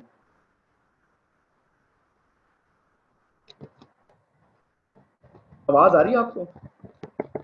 जी जी सर। Yes sir. जी सर आ रही है, लेकिन सर काइंडली सर इस पॉइंट को जरा मजीद थोड़ा क्लियर कर दीजिएगा, क्योंकि आप जो नॉर्थ और साउथ की बात करें ना, जो मेरे माइंड में आ रहा है, तो इसको अगर हम देखें तो एक्सप्लॉयटेशन हुई थी जिस टाइम पे अमेरिकन ने मैक्सिकन्स की थी और जो नॉर्थन साइड थी, तो वो कंसेप्ट हो गया, ठीक है, जिसकी बेस पे हम ग्लोबलाइजेशन का कहते हैं कि उनको एज एम्पेरियलिज्म के तौर पे यूज़ किया गया। फिर ईस्ट और वेस्ट की साइड पे यानी कॉलोनाइजेशन हुई है हमारी साइड पे, एशियन साइड पे। तो सर ये नॉर्थ और साउथ का सर थोड़ा आप जी मैं आपकी बात समझ गया हूँ, आप थोड़ी सी मेरी बात समझें। मैं आपको ये कह रहा हूँ जो आप बात कर रहे हैं ना, ये बात 100% ठीक है। मैं ये नहीं कह रहा कि आप गलत कह रहे हैं। मैं आपको ये कह रहा हूँ जो आप बात कर रहे हैं ना, ये कॉलोनाइज्ड वर्ल्ड के बाद डीकोलोनाइजेशन और कॉलोनियलिटी की जो भी मूवमेंट्स चल रही हैं, ये उनमें डिवीजन है। मैं आपको ग्लोबलाइजेशन के पर्सपेक्टिव में हिस्ट्री ऑफ डेवलपमेंट में बता रहा हूँ कि हमारी जो देखें, फॉर एग्जांपल अगर आप इक्वेटर को देखेंगे ना, ऊपर वाला हिस्सा नॉर्थ, आपको सिंपल पता, मुझे भी पता, नीचे वाला साउथ है। तो आप अगर थोड़ा सा गौर से देखेंगे ना, तो दुनिया की अभी अब लेटेस्ट कॉलोनाइजेशन और डीकोलोनाइजेशन तक ना आए, मैं आपको कम से कम 2000 साल पहले की बात बता रहा हूँ, और अगर ज्यादा नहीं तो कम से कम आखिरी 1500 साल, और अगर वो भी नहीं तो फिर आखिरी 500 साल। क्योंकि ये जो मॉडर्न जिस लिविंग स्टाइल में हम रह रहे हैं ना, जिसे हम मॉडर्न तहजीब कहते हैं, इसकी टोटल एज अभी 500 साल है। तो 500 साल से पहले की ये मॉडर्नाइजेशन थ्योरीज हैं, इनमें जो डिवाइड है वो नॉर्थ साउथ में ग्लोबलाइजेशन में डिस्कस होती हैं। और जो आप बात कर रहे हैं ना, वो ईस्ट और वेस्ट की, वो बात ठीक है। जब आपने ग्लोबलाइजेशन में जाना है ना, अभी कोई चीज डिस्कस करनी है, तो वहां पे मैं आपको बताऊंगा कि ये वो पर्सपेक्टिव है जहां पे आप नॉर्थ और साउथ को डिस्कस करेंगे, और कॉलोनाइजेशन और डीकोलोनाइजेशन और जो लेटेस्ट मूवमेंट्स है डीकोलोनियलिटी की, वहां पे आप ईस्ट और वेस्ट को देखेंगे। क्लियर सर, मैं क्लियर हो गया, थैंक यू सर। अच्छा जी, आगे मैं आपको फिर एक जोर दे के कहूंगा कि काइंडली ग्लोबलाइजेशन पे अच्छी रीडिंग्स पढ़ें। ये 2-4 आर्टिकल नहीं, ग्लोबलाइजेशन इस तरह आपने पढ़नी है कि आज तक ये शुरू कहाँ से हुई, इसके मेन फीचर्स क्या हैं, और अभी तक इसने दिया क्या है और नुकसान क्या किया है, और ये जो डिवाइड डाली है इसने अनइक्वल अपॉर्चुनिटीज डाली हैं। और कुछ लोग जो कंट्रीज हैं उनकी जीडीपी बहुत बेहतर है और कुछ की जीडीपी बहुत स्लो है। उसके पीछे सिस्टम, जारी बात है, जो वर्ल्ड वार 2 के बाद ब्रेटन वुड्स सिस्टम बना था, उसके बाद फिर वो एक ईस्टर्न यूरोप के लिए एक पैकेज था, वो मेरा अभी मेरे जहन से नाम उसका निकल गया, याद आएगा आपको बता दूंगा। तो कहने का मतलब ये है कि वर्ल्ड वार 2 के बाद ये जो इकोनॉमिक लिबरल ऑर्डर था उसका आर्किटेक्चर खुद एक अमेरिका था अकेला। तो जब एक प्लान, एक पूरी तजवीज़, एक पूरा सिस्टम एक मुल्क बैठ के बनाएगा तो वो ज़ाहिर बात है अपने इंटरेस्ट को वो करेगा सेफ। तो ये ग्लोबलाइजेशन पे आपने ना लाजमी देखना है और बहुत डिटेल में देखना है। और लेटेस्ट स्टडीज जो इस पे आई है ना कि ये जो नेशनलिज्म है और पॉपुलिज्म है और जो डेमोक्रेसी क्राइसिस के अंदर है वो क्यों है, क्योंकि ये जेंडर स्टडीज बहुत छोटा सब्जेक्ट है। मेरी असल जो एरिया ऑफ इंटरेस्ट है या जो मेरी स्टडीज हैं वो ग्लोबलाइजेशन के गिर्द ज़्यादा है, इसलिए मैं आपको जोर भी दे रहा हूँ कि आप जेंडर अपना ग्लोबलाइजेशन ज़्यादा से ज़्यादा पढ़ें। और अभी जो लिबरल डेमोक्रेसी है उसके अंदर क्रैक्स हैं, उसके अंदर फेलियर्स हैं, ठीक है। ये जो अभी आप एक भाई अभी बात कर रहे थे ये पेंडेमिक की, कोविड-19 की, वो सारे क्राइसिस आ गए ना, तो हर मुल्क को अपनी अपनी पड़ गई। ना वो लिबरल इकोनॉमीज रही, ना ग्लोबलाइजेशन रही, ना वो पॉलिसीज रही, ना वो ह्यूमैनिटेरियन हेल्प रही। हर एक ने ताला लगा लिया भी बस अपने अपने घर में रहो और अपने अपने मुल्क में रहो। आगे बस सारा आसान सा है, आगे कोई चीज नहीं जो आपको ना आती हो। पाकिस्तान के पर्सपेक्टिव में सारा लिखा हो।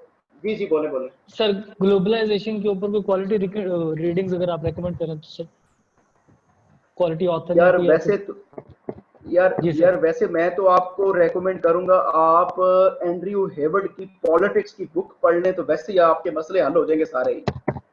एंड्रयू हेवर्ड, मैं ये ग्रुप पे शेयर कर दूंगा उस किताब की पिक्चर। जी sure sir, thank you sir. Hello Andrew and जी।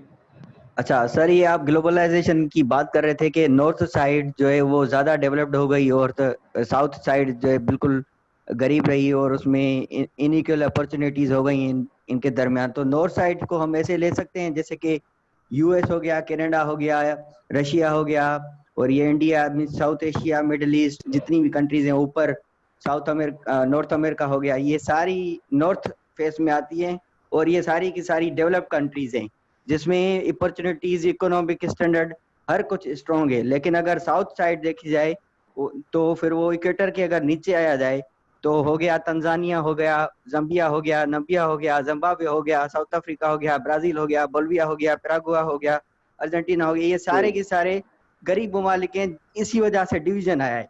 इन्हीं के अपॉर्चुनिटीज इनके पास कम है, इकोनॉमिक स्टैंडर्ड इनका कम है और ये डिपेंडेंट है टोटली नॉर्थ पर। आप इसी हिसाब कह रहे हैं जी, आप 100% ठीक कह रहे हैं। मेरे कहने का मतलब सिर्फ ये था कि जो हमारे डेवलपमेंट के मॉडल्स हैं हमें वो ये बताते हैं कि जो इक्वेटर के ऊपर मुल्क थे वो या तो यूरोपियन नेशंस थी और उन्होंने इक्वेटर के नज़दीक आके कुछ कंट्रीज को कॉलोनाइज कर लिया। अब जो कंट्रीज कॉलोनाइज हो गई उनके रिसोर्सेज इस्तेमाल किए और ऊपर जाके अपनी इंडस्ट्री लगा ली और नीचे से इक्वेटर के पास से सस्ती लेबर भी ऊपर ले गए। तो उनकी जब इंडस्ट्री लगी तो उन्होंने अपना पैसा कमाया और उनकी इकोनॉमी बेहतर हो गई। अब जैसे ही आप इक्वेटर के नीचे आएंगे, आपने जितना नाम लिया लैटिन अमेरिकन स्टेट्स का और अफ्रीकन स्टेट्स का, यहाँ पे सारी प्लंडरिंग होती गई, यहाँ पे ना इतनी जल्दी रिफॉर्म्स आई और अंडर डेवलपमेंट बहुत ज्यादा रहती रही। ये एक कॉन्सेप्ट है सिर्फ, लेकिन इस डिवाइड को आप ईस्ट और वेस्ट में भी देख सकते हैं। लेकिन मॉडर्न जो मॉडल्स हैं डेवलपमेंट में वो इसकी डिवाइड नॉर्थ और साउथ ही रखते हैं जो आप कह रहे हैं। ठीक हो गया? जी सर। अच्छा, तो आगे ना स्टेटस ऑफ वीमेन इन पाकिस्तान, यहाँ पे टाइम ज़ाया नहीं करेंगे। ये कोई ऐसी चीज़ नहीं है कि मैं इस पे आपको ना कोई डिटेल बताऊं। ये ख़वातीन के हेल्थ के इश्यूज हैं। ज़ाहिर बात है एक पैट्रियार्की सोसाइटी में ख़वातीन का इलाज कराना भी लोग गुनाह समझते हैं। एक मैंने बड़े पढ़े लिखे लोग देखे हैं वो अपनी बीवी को डॉक्टर के पास ले जाना हो, हमारे ये खासकर ये जो रूरल एरियाज है ना, ये के पंजाब के और सिंध के और बलोचिस्तान के जो अर्बन एरियाज हैं वहाँ पे तो हालात फिर भी ठीक हैं। जो बड़े शहर हैं वहाँ पे तो फिर भी हेल्थ के पॉइंट ऑफ व्यू से काफ़ी हालात बेहतर हैं। लेकिन आपने बचपन से लेके बुढ़ापे तक ख़वातीन के जो हेल्थ के इश्यूज हैं, मैटरनिटी है, प्रेगनेंसी है, चाइल्ड बेयरिंग है, उनकी अपना अमवात हो जाती हैं, और 100 कई किस्म के इलाज हैं जो ख़वातीन को मर्दों के बराबर नहीं मिलते, और ये आपने स्पेसिफिक हिट करना है रूरल एरियाज में, ये इश्यूज ज़्यादा है। ठीक है, बाकी ये जब ये चैप्टर आएगा तो इसकी जो स्टैट्स हैं और फिगर्स हैं वो आपको उस चैप्टर में डिटेल में जाके मैं आपको करवाऊंगा। आगे status of women in education, इसका मैं आपको क्या बताऊं। पाकिस्तान का टोटल लिटरेसी रेट मेरा ख्याल इस वक्त अंडर 60 है, तो उसमें आप हिसाब लगा लें कि ख़वातीन को कुछ हालात बेहतर हैं। ये ब्लेम नहीं आपने सिंपल करना, लेकिन आपने ये भी नहीं कहना कि हालात बहुत ही बेहतर हैं। हालात इतने ठीक नहीं है, अभी भी सेग्रीगेशन है, एजुकेशन में इश्यूज हैं, बच्चियों को अभी भी जो यहाँ पे भी जो रूरल इश्यूज है वो ज्यादा है। ठीक है, क्योंकि पाकिस्तान की जो इकॉनमी है उसका 67% आज भी डिपेंड वो कर रही होती है रूरल इकॉनमी एग्रीकल्चर पे। तो जो ख़वातीन के इश्यूज हैं एजुकेशन के हवाले से, वो कितनी को बाहौसला है और कितना को स्कूल अटेंड कर रही हैं, प्राइमरी लेवल पे, मिडिल लेवल पे, मैट्रिक लेवल पे, सेकेंडरी लेवल पे, कॉलेज लेवल पे, यूनिवर्सिटी लेवल पे, ये फिर आपने थोड़ा से फैक्ट एंड फिगर भी इकट्ठे करने हैं। ख़वातीन और एम्प्लॉयमेंट का भी ज़ाहिर बात है, एजुकेशन होगी तो एम्प्लॉयमेंट होगी, ये सारे इश्यूज आपने लिंक करने हैं। पहले इंट्रोडक्शन टू जेंडर से लेकर यहाँ तक कोई स्कैटर्ड चीज़ नहीं आपने देखनी। तो एजुकेशन के आप मसले देख लेंगे, एम्प्लॉयमेंट मैंने जैसे आपको बताया कि एजुकेशन ज़्यादा आपने लिंक करनी है। तो पाकिस्तान में आज भी बड़े बड़े पढ़े लिखे लोग 2-4 ही जॉब हैं जो ख़वातीन के लिए मुनासिब समझते हैं। सबसे मशहूर व मारूफ है कि टीचिंग कर लें। ठीक है, तो टीचिंग कर लें जी, टीचिंग पे ज़्यादा फोकस है। और अगर कोई थोड़ी सी बेहतर कोई एजुकेशन मिल जाए तो कोई CSS में कोई बाइज्जत रोज़गार मिल गया, सिविल सर्विसेज में या प्रोविंशियल सिविल सर्विसेज में मिल गया, या कोई डॉक्टर इंजीनियर बन गई तो तब ठीक है। बाकी जो प्राइवेट सेक्टर है वहाँ पे भी ख़वातीन के लिए बड़े मसाइल है एम्प्लॉयमेंट में, हैरेसमेंट के कह लें, और या आप ये कह लें वेजेस बराबर नहीं है, और काम के हवाले से खैर उनका ओवर बर्डन भी तो बहुत है ना। वो खातून जिसने 8-10 घंटे बाहर किसी सेक्टर में, वो पब्लिक है या प्राइवेट सेक्टर है, वो काम करना है, घर में तो वो सारी जिम्मेदारियां, खाना पकाना है, ये करना है, बच्चे हैं, वो है, ये है, वो जो सारे उसकी जिम्मेदारियां हैं लिखी हुई लोहे कलम पे, वो तो बेचारी ने करनी है। तो इतना आसान नहीं है ख़वातीन के लिए। वीमेन लॉ को देखेंगे कि पाकिस्तान में शुरू से आप हिस्ट्री देखेंगे कि कानून बने कैसे कैसे, क्या क्या एक्ट आए, सूबों में आए, अभी आए, पहले आए, क्या क्या आए, और उनमें लकूनास क्या थे, बेहतरी क्या आई, और इम्प्लीमेंट कितना हुआ और इम्प्लीमेंट कितना नहीं हुआ, देखना हमने ये है। आगे फिर ये सारे वही इश्यूज हैं जेंडर एंड गवर्नेंस के गवर्नेंस को आपने डिफाइन करना है। सफरेजिस्ट मूवमेंट, वही जो वोट वाली जो आपने मूवमेंट देखनी है कि ख़वातीन को ये कैसे हकूक मिले, क्योंकि ये गवर्नेंस के रिलेटेड है ना। तो gender issues in women as a voter भी देखेंगे। ये कुछ सवाल नहीं यहाँ से आएगा कि वुमेन एज वोटर्स डाल दे, वुमेन एज कैंडिडेट डाल दे, वुमेन एज रिप्रेजेंटेटिव्स डाल दे, या पॉलिटिकल कोटा इन पाकिस्तान डाल दें। ये जो जितना चैप्टर है ना जेंडर एंड गवर्नेंस, इसमें आज ही, बल्कि आपने ये सिर्फ इसके लिए नहीं, आपने जनरली आज जाना है, और पाकिस्तान का जो आइन है ना, कॉन्स्टिट्यूशन ऑफ पाकिस्तान, उसका आर्टिकल 8 से लेके 28 या 30 तक आपने नोट कर लेने हैं। ये वो सारे राइट्स हैं, इसी राइट्स में आपको ख़वातीन के राइट्स मिल जाएंगे। और आपने ना जनरली ये अच्छी तरह याद कर लेने हैं, पाकिस्तान कॉन्स्टिट्यूशन का जो आर्टिकल 8 से लेके 28 तक हैं, ये आपने अच्छी तरह याद कर लेने हैं। क्यों? क्योंकि पाकिस्तान स्टडीज़ हो, वहाँ पे कोई सवाल आ गया तो आपने ये कोट कर देना है, और एग्जामिनर आप पे थोड़ा सा मुतमिन हो जाएगा। अगर ख़वातीन के रेलेवेंट, पाकिस्तान के पॉलिटिकल सिस्टम के रेलेवेंट कोई सवाल आ जाता है इस्लामियात में, इस्लामिक स्टडीज़ में, तो आपने ये वहाँ पे भी कोट कर देना है। पॉलिटिकल साइंस में आता है तो आपने वहाँ पे भी कोट कर देना है। और कहीं ना कहीं आपको इंग्लिश ऐसे में अगर ज़रूरत पड़ गई तो आपने वहाँ पे भी कोट कर देना। मैं दोबारा रिपीट करता हूँ कि इस चैप्टर को बेहतर समझने के लिए इश्यूज आपको ऑलरेडी पता है कि एक वोटर के लिए क्या इशू है, एक कैंडिडेट के लिए क्या इशू है, और वीमेन एज रिप्रेजेंटेटिव्स के लिए क्या इशू थे। बल्कि मैं ये जो चौथा है ना, issues in women as representatives, ये मेरा एमफिल का थीसिस भी था कि पाकिस्तान में जो ख़वातीन पॉलिटिशियंस हैं वो आज तक जो आम हमारी ख़वातीन हैं उनके लिए बेहतरी क्यों नहीं ला सकी। तो वो इश्यूज ज़ाहिर बात है जो पॉलिटिकल पार्टीज हैं वो बंदों के पास हैं, तो जो बंदों के पास पॉलिटिकल पार्टीज हैं तो बंदे फैसले करेंगे ना। खवातीन तो मेजॉरिटी जनरल इलेक्शन में आती नहीं, वो तो सारी नॉमिनेशन सीट्स पे आ जाती हैं। कोई सैकड़ों बाद एक आध फीमेल होती है जो जनरल इलेक्शन जीत के आए, वरना सारी नॉमिनेशन पे आई होती है। तो बेसिकली जो पॉलिटिकल पार्टीज है ना, उनका स्ट्रक्चर ऐसा है कि वो मेल डोमिनेंट है। तो वहां पे क्या होगा, खैर ये तो भी मैं सरसरी से आपको बात बता रहा हूँ। तो आगे ये जेंडर बेस्ड वायलेंस है, जेंडर वायलेंस की कुछ किस्म होगी, कुछ थ्योरीज होंगी, कुछ फॉर्म ऑफ वायलेंस होगा। जनाब ये फिजिकल वायलेंस है, ये इमोशनल है, ये साइकोलॉजिकल है, ये फलाना है। इस तरह की कुछ वायलेंस की फॉर्म्स हम पढ़ेंगे। तो आगे जाके हम स्ट्रेटजीज देखेंगे कि ये वायलेंस हमने खवातीन के खिलाफ जो है ये खत्म करना है। ये भी पाकिस्तान के पर्सपेक्टिव में आपने देखना है, और ये जो थ्योरीज हैं ये भी अच्छी तरह देखनी है, क्योंकि थ्योरीज को अप्लाई आपने बार बार करना है सवाल में, ताकि एग्जामिनर को पता हो कि कैंडिडेट की ना सिर्फ थ्योरेटिक बेस बेहतर है, बल्कि ये सोल्यूशन में जाके भी जो थ्योरीज है उसे अप्लाई कर सकता है। फॉर एग्जाम्पल अभी अगर आप देखें ना, कॉमन सेंस से भी अगर आप देखें तो जो वायलेंस आप खवातीन के अगेंस्ट एलिमिनेट करेंगे, तो पहली स्ट्रेटजी क्या होगी आपकी? आप में से कोई बताएगा पहली स्ट्रेटजी आपकी क्या होगी?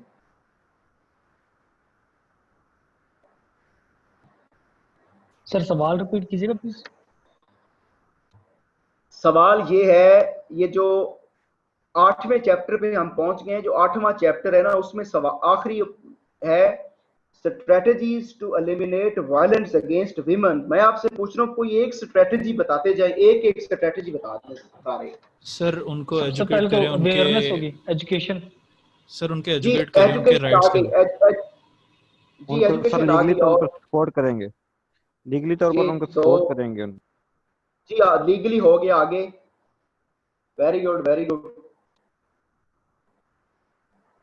हर तरह की हरासमेंट के ऊपर सर स्ट्रिक्ट एक्शन लिए जाएंगे। सर वो मर्द पे ज्यादा डिपेंडेंट ना हो इन केस ऑफ जॉब्स और सैलरी। जी आप बिल्कुल ठीक कह रहे हैं, आपका मतलब ये है कि खवातीन को इकोनॉमिकली एम्पावर किया जाए, तभी डिपेंडेंसी खत्म होगी। शाबाश, आगे। सर प्रेफरेंस नहीं देंगे किसी मेल को फीमेल पे किसी भी कॉर्पोरेट अफेयर में या किसी सोशल अफेयर में। जी बिल्कुल, वेल डन, बहुत खूब, बहुत खूब। सर अपॉइंटमेंट इक्वालिटी होगी सर हर जगह पे। जी दोबारा बताइएगा। सर ओपन मेरिट होनी चाहिए, जिसमें इनइक्वालिटी नहीं होनी चाहिए जॉब रेशोज की। जी आपका मतलब है कि जो जॉब हायरिंग है वहां पे मेरिटोक्रेसी होनी चाहिए। वेल डन, ठीक है जी, ठीक है। अच्छा वैसे ये जो आपके सारे आपने बातें बताई हैं, देखिए आपको तो जेंडर स्टडी सारा आता है, कोई प्रॉब्लम नहीं, लेकिन ना मैं आपको एक देसी नुस्खा बताता हूँ जो मेरा जाती एक्सपीरियंस है। यकीन मानिएगा ये सारी स्ट्रेटजीज इंतहाई रेलेवेंट है और वर्किंग है और फंक्शनल है, लेकिन जितनी भी स्टडीज आई है ना, ये जो वायलेंस है ना, ये वायलेंस है, जब तक माँ अपने बेटे को नहीं ना समझाएगी ये वायलेंस कम नहीं होगा। स्ट्रेटजी सारी धरी की धरी रह जाएंगी।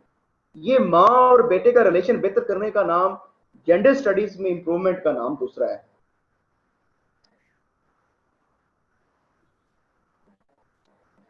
सर फिर ऐसी वो मिसाल सर वो मिसाल दुरुस्त है कि जंगल को काटने वाली कुल्हाड़ी के जो कुल्हाड़ी का दस्ता वो भी लकड़ी का बना होता है। वाह वाह, क्या बात है, क्या बात है, क्या बात है, बिल्कुल सही है, बिल्कुल सही है। अच्छा जी, हमारा जो लास्ट चैप्टर है वो 3 केस स्टडीज हैं। मुख्तारा माई है, मलाला यूसुफजई है और शर्मीन ओबेद चिनॉय है। इनके बारे में मैं कुछ ज्यादा अपना सर नहीं खपाऊंगा। मुख्तारा माई के भी मैंने बुलेट्स बनाए हुए हैं, वो आप पढ़ लीजिएगा। इसकी क्या अचीवमेंट्स हैं, इसने क्या किया, इसके क्या मसले मसाइल थे, क्योंकि ये जनूबी पंजाब से इसका ताल्लुक था और वहाँ पे जो सोसाइटीज थी और इनका कुछ फैमिली में जो बरादरी में इश्यूज होते हैं, हकीकत क्या थी। लेकिन जो हमने जो इसको हीरो बनाना है ना, वो आपने हीरो इसे बनाना है। मलाला यूसुफजई के साथ भी सेम है। मुझे आपसे नहीं गरज कि आप इसके बारे में क्या सोचते हैं। आपने इसे इंतहाई मॉडरेट लेवल पे अपनी नेशनल हीरो और एक कामयाब लड़की और एक नोबेल लॉरिएट और एक एजुकेटेड लड़की जिसने वायलेंस के माहौल में, टेररिज्म के माहौल में एजुकेशन के नारा लगाया, बस इस पे कोई नेगेटिविटी आपने नहीं करनी। मैं ये नहीं कह रहा कि आपका पॉइंट ऑफ व्यू गलत है इन तीनों पे। देखें मैं आपको बार बार कह रहा हूँ, ये आप जिस लेवल पे हैं या मैं हूँ, यहाँ पे ये बच्चों वाली बात करने की जरूरत नहीं है कि मुख्तार अलमाई ठीक थी या गलत थी। मलाला यूसुफजई ये एक हकीकत थी या ड्रामा था। शर्मीन ओबेद चनाए एक अच्छी वो प्रोड्यूसर वो जो बनाती है, उसका क्या नाम है, डॉक्यूमेंट्रीज, उसके पीछे इसके को हम पे इंटरेस्ट होते हैं या नहीं, हमने ये चीज़ें नहीं देखनी। हमने CSS का सिर्फ पेपर देखना है कि आप इन तीनों की जो अच्छी बातें हैं, जो इनकी सर्विसेज हैं, जो दुनिया मानती है, जो लिबरल एक एंगल मानता है, आपने वो देखनी है। यहाँ तक आपको मेरी कोई बात इन तीनों के हवाले से समझ ना आई हो तो आप दोबारा पूछ लें, मैं आपको दोबारा रिपीट कर देता हूँ।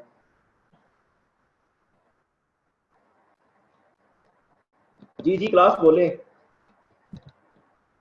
शर्मीन ओबेद चनाए के बारे में कंट्रोवर्सी है कि ये इन्होंने अपने आप को मतलब फेम करने के लिए पाकिस्तान का बैड इमेज जो है वो लोगों के सामने पेश किया। तो आप मेरे भाई आप बिल्कुल ठीक कह रहे हैं। मैं भी आपकी तरह ही शायद सोचता हूँगा कि इन्होंने अपने जाती फायदे के लिए कुछ सफरिंग विमेन को यूज करके उनकी पर्सनल लाइफ पे डॉक्यूमेंट्रीज बना के खुद इन्होंने अपना नाम कमाया, सारा कुछ किया। लेकिन मैं आपको कह रहा हूँ कि आपने उस तमाम बैड एंगल को सेट असाइड करना है और इन तीनों केस स्टडीज पे आपने अच्छा लिखना है, अच्छा बोलना है और इनकरेजिंग रहना है, इनके बारे में पॉजिटिव रहना है। मैंने आपको ये बताया है, ऑप्टिमिस्टिक सोच होनी चाहिए। सर हमने वही डिलीवर करना जो एग्जामिनर चाह रहा है बस। जी, आपने कोई अपना जाती राय नहीं देनी गलत वाली जो हम रखते हैं कि मुख्तारा मई ये थी, वो ये थी, असल बात ये थी, ये हुआ था। वहां पे हम कोई एज अ जज नहीं जा रहे, हम जेंडर स्टडी के स्टूडेंट जा रहे हैं और हमने ये वो खवातीन हैं जो हमारे लिए एग्जाम्पल हैं। अब ये एग्जाम्पल बुरी हैं या अच्छी हैं ये मैंने और आपने डिसाइड नहीं करना। ये कोर्स सेट है और इसमें जो कोर्स सेट करने वाला एक लिबरल माइंड होता है, उन्होंने सेट किया हुआ है, हमने उसे फॉलो करना है, हमने इस सब्जेक्ट से नंबर लेने हैं। जी सर, मैं वैसे जनरल बात कर रहा था। जी हाँ, अच्छा जी, जो मैंने सारा आपको ओवरव्यू दिया, इसमें आपको जेंडर स्टडीज का कोई एक मोटी को समझ मैं आपको कामयाब हुआ कि ये सब्जेक्ट है क्या? जी सर, सर आपने बहुत अच्छे तरीके से बता दिया, थैंक यू सो मच। यार ऐसे ना कह देना, ईमानदारी से बताना। जी सर बता रहा, बहुत अच्छे तरीके से पता लग गया। काफी अच्छा एक्सपीरियंस है सर, बहुत अच्छा एक्सपीरियंस है, थैंक यू सर। पहले कंफ्यूजन थी इस कंटेंट से रिलेटेड के, फिर अब क्लियर हो गई है प्रीटी मच। चले अभी तो ये सिर्फ आज ना टाइम आपने sir, excuse me sir, sorry जी इंटरप्ट कर रहा हूँ। आपने सर ये मतलब आपकी क्लास मतलब जब से शुरू हुई है ना, तब से मेरा ख्याल है सभी स्टूडेंट काफ़ी ज़्यादा अटेंटिव थे और आपने पूरी बुक को इतना अच्छा एक्सप्लेन कर दिया ना कि अब ऐसा लगता है कि जनरल स्टडी, ये जो जेंडर स्टडी का सब्जेक्ट है ना, अब इसकी समझ आएगी ज़रूर इंशाल्लाह। चले यार, ये मैं जैसे बोला था वैसे ही आई थिंक मैंने मार्क्स मिलेंगे सर। वैसे वैसे ही बोला था ये। किसने बोला था सर? वैसे ने जेंडर स्टडी के बारे में बोला था कि आपके जो टीचर आ रहे हैं जैसे आपको समझाएंगे इंशाल्लाह आप 80+ होंगे, तो आई थिंक ये ऐसे ही होगा। ओ यार, आप ना सिर्फ मेहनत करना, मैं सिर्फ आपको ये गारंटी नहीं देता कि इस सब्जेक्ट में नंबर बेहतर आएंगे। मैं आपको ये गारंटी देता हूँ कि ये कोई ये बात नहीं है। आप मैं बेसिकली जहाँ पे ना एक लड़का पढ़ाता है आपको, जमान, शायद आपको जानते हो जमान साहब को। यस सर, इंग्लिश और पॉलिटिकल साइंसेस पढ़ाते हैं। इंग्लिश और पॉलिटिकल, मैं उसका सीनियर हूँ और मुझे उसकी स्पेशल रिक्वेस्ट थी कि हमारे पास ना बीच में ये एक सब्जेक्ट है और कोई बंदा लेने को तैयार नहीं है, तो आप ना, हालांकि ये मैं ना सिर्फ इस पे मेरा कोई लेना देना नहीं है, सिर्फ ये शौक समझ लें और या समझ लें कि CSS क्योंकि इस मुल्क का एक प्रीमियर एग्जाम है तो हर बंदा ही इसके पीछे लगा हुआ है। तो मेरी पहले तो दुआ ये है कि आपको अल्लाह ताला कामयाब करे। दूसरा ये है कि जिंदगी में ये समझिएगा कि दूसरी ये बात याद रखिएगा कि CSS इज नॉट एवरीथिंग। इसके पीछे आपने ना एक नॉर्मल इंसान की तरह इसे एक्सेस करना है ये ना हो कि जनाब बस नहीं हुआ तो शायद जिंदगी खत्म होगी, इस तरह का कुछ भी नहीं है, ठीक है। और बिलीव करें आप सारे मेरे ना छोटे बहन भाई हैं। मुझे गवर्नमेंट सेक्टर में तकरीबन सर्व करके 10 साल हो गए हैं, 10-11 साल। यकीन करें तनख्वाहदार बंदा नौकर होता है, नौकर होता है बस। वो डीपीओ हो, वो डीसीओ हो, वो कमिश्नर हो, जो सरकारी वजीफे पे और लोगों के टैक्स पे पलता हो, वो बड़ा बंदा नहीं होता। आप भी सारे बौने बनेंगे, लेकिन मेरी दुआ है कि आप बने, मेरी दुआ है कि आप अचीव करें। तो कहने का मतलब ये था कि जमान मेरा जूनियर है गवर्नमेंट कॉलेज में, तो उसने ना मुझे कहा था कि ये एक सब्जेक्ट ना थोड़ा सा गाइड कर दें। तो मेरी आपसे ये रिक्वेस्ट होगी कि आपने ना खुद को लिमिटेड रखना जेंडर स्टडीज तक, ना मुझे रहने देना है। इंग्लिश ऐसे है, इंग्लिश प्रेसी है, B it any subject, political science है, इंटरनेशनल रिलेशंस है, यूएसए हिस्ट्री है, यूके हिस्ट्री है, यूरोपियन हिस्ट्री है, आपके जहन में जहां से जो सवाल आए, मेरी मदद जहां पे आपको दरकार हो, ये फरवरी तक आपके 4-5 महीने आप मेहनत करें और मैं आपको अवेलेबल हूँगा। बाकी जो ये जेंडर स्टडी है, ये आपने रखनी है नहीं रखनी, ये आप पे सवाबदीद है। तो इंशाल्लाह अगली क्लास देखेंगे कि एकेडमी कब रखती है। लेकिन आप सबके लिए एक टिप्स है जाते जाते, आपने हालांकि पूछा नहीं, लेकिन मुझे फिर भी आपकी फिक्र है कि एक टिप्स है आपके लिए सीएसएस करने के लिए, कि आप यकीन करें, ये कहीं लिख लीजिएगा कि आप पढ़ें कम लिखें ज्यादा। सीएसएस करना है तो 3 लफ्ज याद रखें, राइट, राइट एंड राइट। इसके अलावा आप YouTube पे 10 घंटे सुनते हैं, 15 घंटे लेक्चर सुनते हैं और क्वालिटी की 50 बुक्स पढ़ते हैं, मेरी जान यकीन माने किसी काम की नहीं, और आपको गाइडेंस ठीक नहीं मिल रही। आप याद रख लें, आप अभी मेरे पास हैं 18 पार्टिसिपेंट्स, 18 में से आप मुझे रिजल्ट वाले दिन मिल लेना और आज से ट्राई कर लेना। जो जितना ज्यादा लिखेगा उसका ये मैदान है। मैं फिर कह रहा हूँ कि जो ज्यादा लिखेगा ये उसका मैदान है। ज्यादा लिखें, आप समझ लें कि आप अपनी कामयाबी के बिल्कुल नजदीक हैं। कोई और क्वेश्चन? और जेंडर स्टडीज फिर आपके सामने है, मेरे पास इसका पूरा प्लान है। और ये टोटल जेंडर स्टडीज आप बिलीव नहीं करेंगे कि मुझे तो इन्होंने कहा है कि ये आपने कोई 8-10 क्लास में ख़त्म करनी है। जेंडर स्टडीज बेसिकली पूरा अगर एक दिन ईमानदारी से लगाया जाए ना, सुबह से शाम तक, तो जेंडर स्टडीज का कोई सवाल ही नहीं बचता कि जो बच्चे को समझ ना आए, लेकिन समझाने वाला हो कोई। तो खैर हमने कि 8-10 लेक्चर्स में ख़त्म करना है।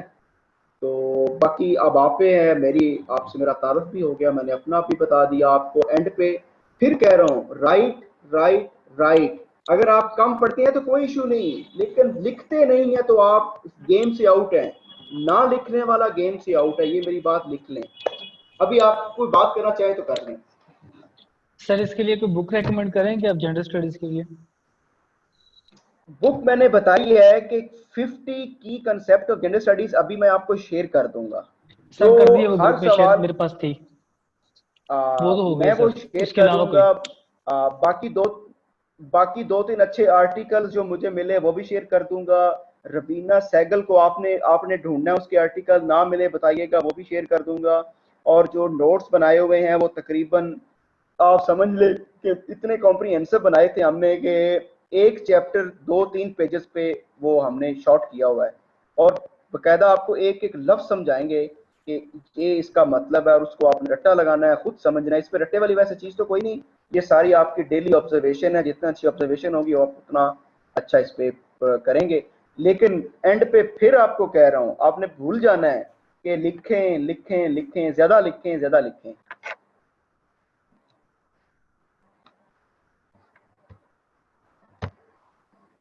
Sir thank you sir. जी बोले बोले, सवाल करें, कोई भी सवाल है तो बोलें। सर लिखने के लिए ज्यादा से ज्यादा क्या करना चाहिए? मतलब कोई भी स्टडी, कोई भी सब्जेक्ट लिखें?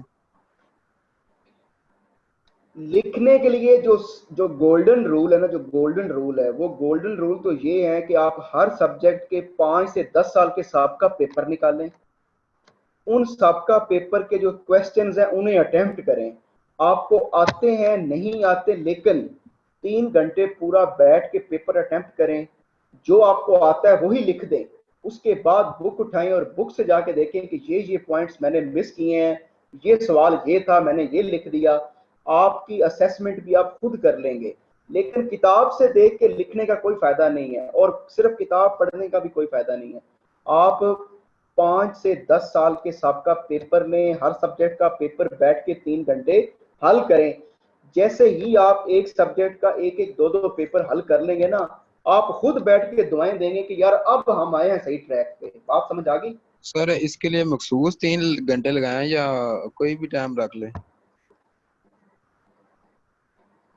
भाई कोई भी टाइम रख लें, कोई भी टाइम रख लें, लेकिन कहने का मतलब ये है कि जिस तरह आपका एक एग्जाम में पेपर होता है ना, आप उसी सीरियसनेस से जाके पेपर अटेम्प्ट करें।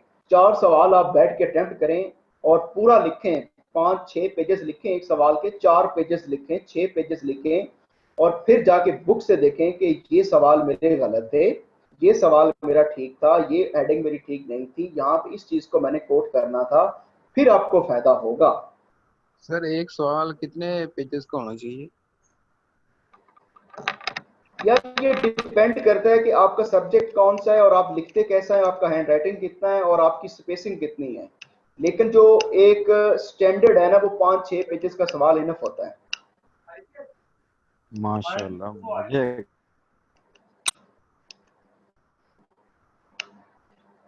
सर इससे मतलब 20 नंबर का सवाल होगा तो उसके लिए अब आपकी आवाज नहीं आई, दोबारा बोलें। मैंने कहा सर अगर 20 नंबर का क्वेश्चन होगा तो उसके लिए 5-6 पेजेस बहुत हैं या इससे लेंथी होना चाहिए? यार देखें, आपने दो चीजें होती हैं, क्वालिटी और क्वांटिटी। आप अगर क्वांटिटी आप अगर पेजेस लिख दें 10 और आपका कंटेंट हो 3rd क्लास और वो बिल्कुल गप्पे हो, तो वो बिल्कुल भी आपको उड़ा के रख देगा। इसलिए आप दोनों को बैलेंस रखें, क्योंकि जो 6 पेजेस होते हैं ना, अगर उस पर आपका कंटेंट अच्छा हो तो ये सफिशिएंट है। लेकिन 6 पेजेस को 7-8 तक करने का भी एक फन है, तरीका, वो मैं आपको बाद में बता दूंगा। लेकिन फिलहाल आप क्वांटिटी पे गौर करें। क्वांटिटी पे मैं आपको बार बार कह रहा हूँ कि क्वांटिटी पे गौर करें। जो आपकी क्वांटिटी है वो जो है अपना क्वालिटी, जो क्वांटिटी है वो मैं आपको किसी एक आखिरी लेक्चर में बता दूंगा कि 6ठे से 7वां और 7वें से 8वां पेज कैसे करते हैं और एग्जामिनर की कैसे फेवर लेते हैं। लेकिन फिलहाल आप फास्ट पेपर लें और पेपर अटेम्प्ट करें और पेपर अटेम्प्ट करने के बाद खुद को एवेल्युएट करें कि मैंने किताब से जो सवाल था वो कितना अच्छा अटेम्प्ट किया, मैं कितना दूर था, कितना नजदीक था। बस फिलहाल आप ये करें। ओके जी सर, क्वालिटी मटेरियल के लिहाज से ना, जी सर क्वालिटी मटेरियल के लिहाज से ना मेरा एक पर्सनल एक्सपीरियंस है। सर मैं बीकॉम में जब थी ना, तो हमारी क्लास में एक स्टूडेंट थी, वो बहुत कम लिखती थी, मतलब बहुत ज़्यादा, जैसे पूरा पेपर वो जो है ना 6 से 8 सफ़ों पे अज्यूम कर देती थी। मैं वो इतना कम लिखती थी, तो हमने सोचा कि इनके तो सबसे कम नंबर आएंगे। एट द एंड डे वो बीकॉम की टॉपर थी फातिमा जिन्ना कॉलेज में। तो बिल्कुल ठीक है। हमने उससे पूछा तो कहती मुझे शुरू से ही ये स्टार्ट से ही टिप दी गई थी, थोड़ा लिखो लेकिन टू द पॉइंट लिखो, टू द कॉन्सेप्ट लिखो। आप 100% बिल्कुल ठीक कह रही हैं। आखिर आपका भी जैसे एक्सपीरियंस है, ये सारे माशाल्लाह आप अच्छे अच्छे बैकग्राउंड से पढ़ के आए हैं। मेरा भी ज़ाती तौर पे यही एक्सपीरियंस है। मैं गवर्नमेंट कॉलेज से आया हूँ, पंजाब यूनिवर्सिटी में पढ़ा भी है, पढ़ाया भी है। लेकिन अल्टीमेटली देखें CSS लेवल पे आपके पास जो टाइम होता है ना, अगर आप देखें कि अगर आपके पास 40 मिनट या 35 मिनट है ना एक सवाल के लिए, आपने 4 क्वेश्चन अटेम्प्ट करने हैं, 20 नंबर की आपकी MCQs तो चले गए, ठीक है। जो अच्छे कैंडिडेट होते हैं वो MCQs को इतनी अच्छे तरीके से जल्दी से करते हैं, सफाई से हल, कि वहां से भी 15-20 मिनट टाइम बचाते हैं अपना। क्योंकि CSS का रूल ये होता है कि जैसे ही आपने ऑब्जेक्टिव पोर्शन सॉल्व कर लिया तो एग्जामिनर आपका पर्चा दे देता है सॉल्व करने के लिए सब्जेक्टिव। अब शुरू हो जाते हैं। तो अगर आपके पास एवरेज 40-42 मिनट है एक सवाल हल करने के लिए, तो देखें ह्यूमनली पॉसिबल ही नहीं है कि आप क्वालिटी का मटेरियल भी दें और 10-12 पेजेस लिखाएं। एग्जामिनर को पता होता है कि ये इसने बस पेजेस छापे हैं, इसे कुछ पता नहीं। और जब आपने जल्दी में लिखा हुआ होगा ना 10-12 पेजेस, आपके वो सेंटेंस पढ़ेगा ना, देखें आपने सवाल लिखा, आपने इंट्रोडक्शन दिया उसका, आपने जैसे ही उसका इंट्रोडक्शन दिया तो इंट्रोडक्शन की 3-4 लाइनें पढ़ने के बाद ही उसको पता चल जाएगा कि ये कैंडिडेट कितना है। अगर थोड़ा सा आगे जाएगा तो आपका सवाल को थोड़ा सा आप डाइसेक्ट करेंगे, आपके क्वेश्चन की नेचर के मुताबिक उसको आप टाइप्स में लेके जाएंगे, उसको आप काइंड्स में लेके जाएंगे, उसके सेलेंट फीचर में लेके जाएंगे, ठीक है ना। फॉर एग्जांपल मैं आपको मिसाल देता हूँ कि ये जो क्लाइमेट चेंज है, इस पे आपको सवाल आ गया पाकिस्तान स्टडीज में। पाकिस्तान स्टडीज में आपको क्लाइमेट चेंज पे सवाल आ गया और आपको एग्जामिनर पूछता है कि क्लाइमेट ये जो शिफ्टिंग सीजन्स हैं, ये पाकिस्तान को आने वाले वक्त में क्या चैलेंजेस हैं। आप लिखते हैं, आप इंट्रोडक्शन लिखते हैं, अब उस पर आपने कॉम्प्रीहेंसिव एक इंट्रोडक्शन लिखना है आधे पेज का या पूरे पेज का, कि पाकिस्तान ये कंट्री है, पाकिस्तान के इतने मौसम है, पाकिस्तान में आखिरी 15-20 साल से ये मौसम है, पाकिस्तान की एग्रीकल्चर ऐसी है, पाकिस्तान की इंडस्ट्री ऐसी है, पाकिस्तान की पॉलिटिक्स ऐसी है, तो पाकिस्तान का ये जो बलाई इलाका है, पाकिस्तान का फलां सूबा, उसका जो मौसम है वो ये है, बलूचिस्तान का ये है, पंजाब का ये है, अहम ये है। तो आखिरी 20 सालों में जो चेंजेस हमने रिकॉर्ड किए हैं वो ये हैं, टेम्परेचर हमारा इतना बड़ा है, हमारी आइस इतनी मेल्ट हुई है, जो हमारी ज़मीनें दरिया में गई हैं वो इतनी गई हैं, जो हमारा सी लेवल है वो इतना बड़ा है। तो ये सारे आपने एविडेंस देने हैं। अगर आप देखें कैंडिडेट मार कहाँ खाता है, याद रखिएगा, ये डिबेट अब लंबी होती जा रही है। कैंडिडेट मार्क वहां पे खाता है कि जब कैंडिडेट असल बात नहीं देता। आप जैसे मैंने आपको एक बात बताई ना कि आप मेरी बात लिख लें, राइट एंड राइट, इसी तरह आप एक दूसरी बात लिख लें, एविडेंस एविडेंस एविडेंस। सीएसएस में एविडेंस सबसे अहम चीज है। स्टूडेंट सारी बात कर जाता है, सारियां बंगियां मारता है, इधर उधर की छोड़ता रहता है, लेकिन एविडेंस उसके पास नहीं होता, एविडेंस वो नहीं दे पाता। अब एग्जामिनर की आंखें निकल जाती हैं, वो आंखें फाड़ फाड़ के देख रहा होता है कि जो बात पूछी है उसका कोई एविडेंस है। अब उसने आपसे पाकिस्तान में जो इन्वायरमेंट शिफ्ट हुआ है, जो सीजनल चेंजेस हुई हैं, उसके एविडेंस मांगे हैं। तो कैंडिडेट क्या करेगा जी, पाकिस्तान एक मुल्क है, वो 1947 को बना था, पाकिस्तान का इतने मौसम है, पाकिस्तान में ये भी है, पाकिस्तान में वो भी है, लेकिन वो कहीं भी एक भी एविडेंस नहीं देगा as per demanded by the examiner. तो एक तो ये जो आप कहते हैं ना, आपको अक्सर लोग कहते होंगे जी स्टेटमेंट को डायरेक्ट हिट करें। ओ भाई, हिट क्या करनी है, हिट को इजीली समझाएं ना, साफ जुबान में एविडेंस दें। तो अगर आपका पेपर पॉलिटिकल साइंस का है, एसे है, ज्योग्राफी है, जो भी है, आप एविडेंस ढूंढें कि पाकिस्तान में अगर इन्वायरमेंटल चेंजेस हैं तो उसके एविडेंस दें उसको। जैसे मैंने आपको बताया कि ये आपका इंट्रोडक्शन है, आगे फिर लेके जाएं कि वो कौन से ऐसे मुहर्रकात हैं जो अगला आपका क्वेश्चन बनेगा। आप मेन हेडिंग दें कि पाकिस्तान में ये वो मुहर्रकात हैं, ये वो पुश फैक्टर हैं जो पाकिस्तान में सीजनल चेंजेस आने का सबब बने हैं। उसके नीचे 5-6 हेडिंग्स बना के जल्दी जल्दी उसे फिलअप करें। साथ साथ अपने फैक्ट एंड फिगर भी बेहतर रखें, जिसको आपने कोट करना है कि फलां ने ये बात की, फलां ने ये बात की, ये आएंगी। आगे जाके लिखेंगे कॉन्सिक्वेंसेस, लिखेंगे कि ये जो अभी पाकिस्तान में एनवायरमेंटल चेंजेस आ रही हैं, इसके ये कॉन्सिक्वेंसेस हैं। आप लिखेंगे A, B, C, D। अच्छा, पाकिस्तान के लिए फिर चैलेंजेस हैं। फॉर एग्जांपल अगर मैं आपको फॉर एग्जांपल अगर जल्दी में बताऊं ना, तो पाकिस्तान में जो अभी एनवायरमेंटल चेंजेस से सबसे बड़ा चेंजेस है वो पाकिस्तान की फूड सिक्योरिटी है। ठीक है, अब इस तरह के एविडेंस चाहिए एग्जामिनर को। तो फिर जब आप चैलेंजेस देंगे तो साथ ही आपको 2-4 आपको रेमेडीज भी देनी चाहिए कि पाकिस्तान के पास अभी ये है, दुनिया मानती है, यूएनओ लेवल पे प्रोग्राम हो रहे हैं, तो पूरी दुनिया के अंदर इस चीज को एविडेंस किया गया है या इसका देखा गया है कि इन्वायरमेंटल चेंजेस हैं। तो पाकिस्तान को भी इस पर अपनी पॉलिसी बनानी चाहिए, हमारे पॉलिटिशियंस को, हमारे इदारों को इस पे अपना काम करना चाहिए ताकि हम इसको बेहतरी की तरफ ला सकें। क्योंकि हम 7 अरब की आबादी हैं, हमारा एग्रीकल्चरल मुल्क है, हम ज़राअत से सारा मुल्क चलाते हैं। तो हमारी जो इन्वायरमेंटल चेंजेस हैं अगर वो ज़्यादा सीरियस हो गई तो हमारा सर्वाइवल थ्रेट है, हमारे सर्वाइवल को थ्रेट हो गई है। तो कंक्लूजन पे जाएं, उस पर भी यही एक तो चार अच्छी सी लाइनें लिख के तो आपका सवाल मुकम्मल हो जाएगा। लेकिन इस सारे में आपने इंतहाई एहतियात के साथ और मेटिकुलसली जाना है। अब स्टूडेंट क्या वो पेजेस का पूछता है, पेजेस कितने भरने हैं?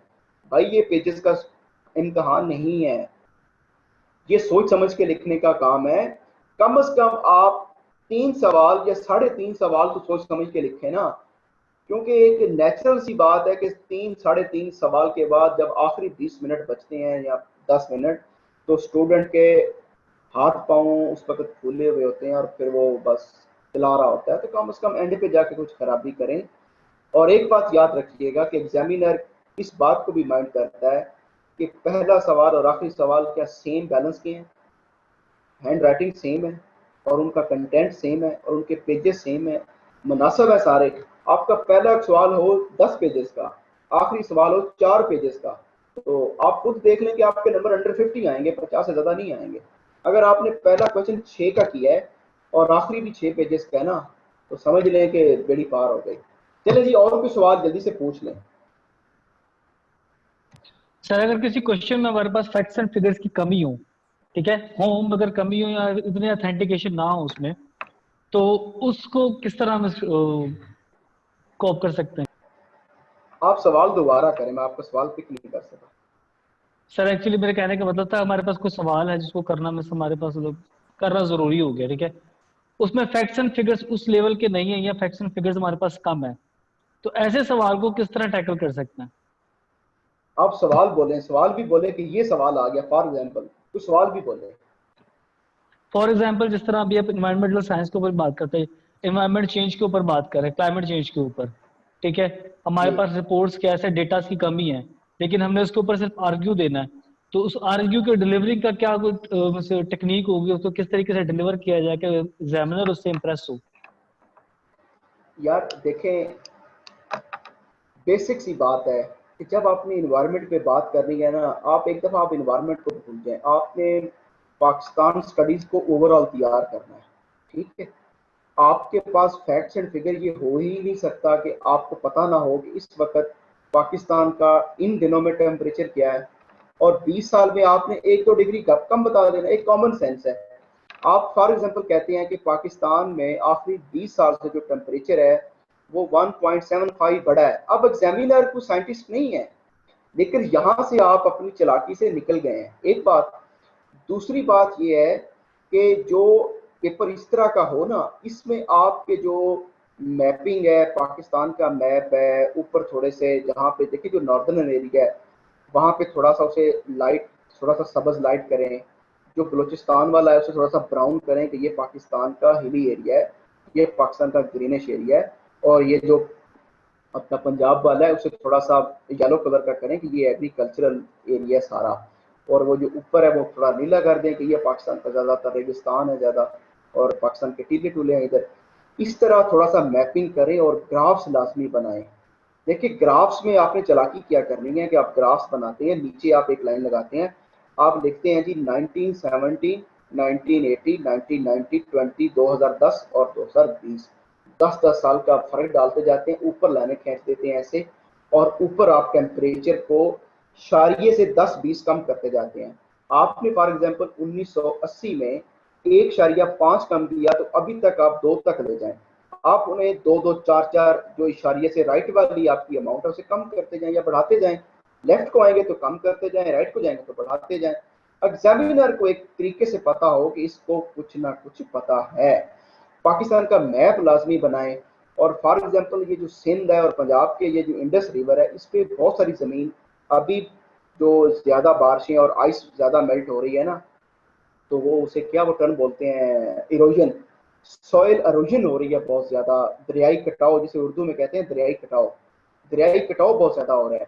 अब आप सोल एरोजन की हेडिंग्स तो देते हैं, अगर आपके पास कुछ ज़्यादा ऑथेंटिक फैक्ट्स एंड फिगर नहीं है, लेकिन नीचे मैप तो बना देना, बता दें कि ठट्टा और बदीन के पास जनाब इतने किलोमीटर जो स्क्वायर किलोमीटर है ज़मीन वो दरिया में गिर गई है, पंजाब में जनाब मेरी जंग से लेकर मुजफ्फरगढ़ तक इतनी गिर गई है, लेकिन ये तैराकी की बात है और आपकी कॉम्प्रिहेंसिव स्टडी की बात है कि आप देखें हाथ किसको डाल रहे हैं, एक चीज़ है आपको पता ही नहीं, तो वहां पे तो मैं सजेस्ट नहीं करूंगा, लेकिन कुछ खाका आपके ज़हन में हो वहां पे ये कूदना इतना भी ज्यादा मुश्किल है। Thank you so much sir, बहुत अच्छा बताया आपने, thank you so much, clear हो गया सवाल। ओके जी रब्दे वाले ते दुआवां च याद रखिया जी, अल्लाह हाफिज, गॉड ब्लेस यू।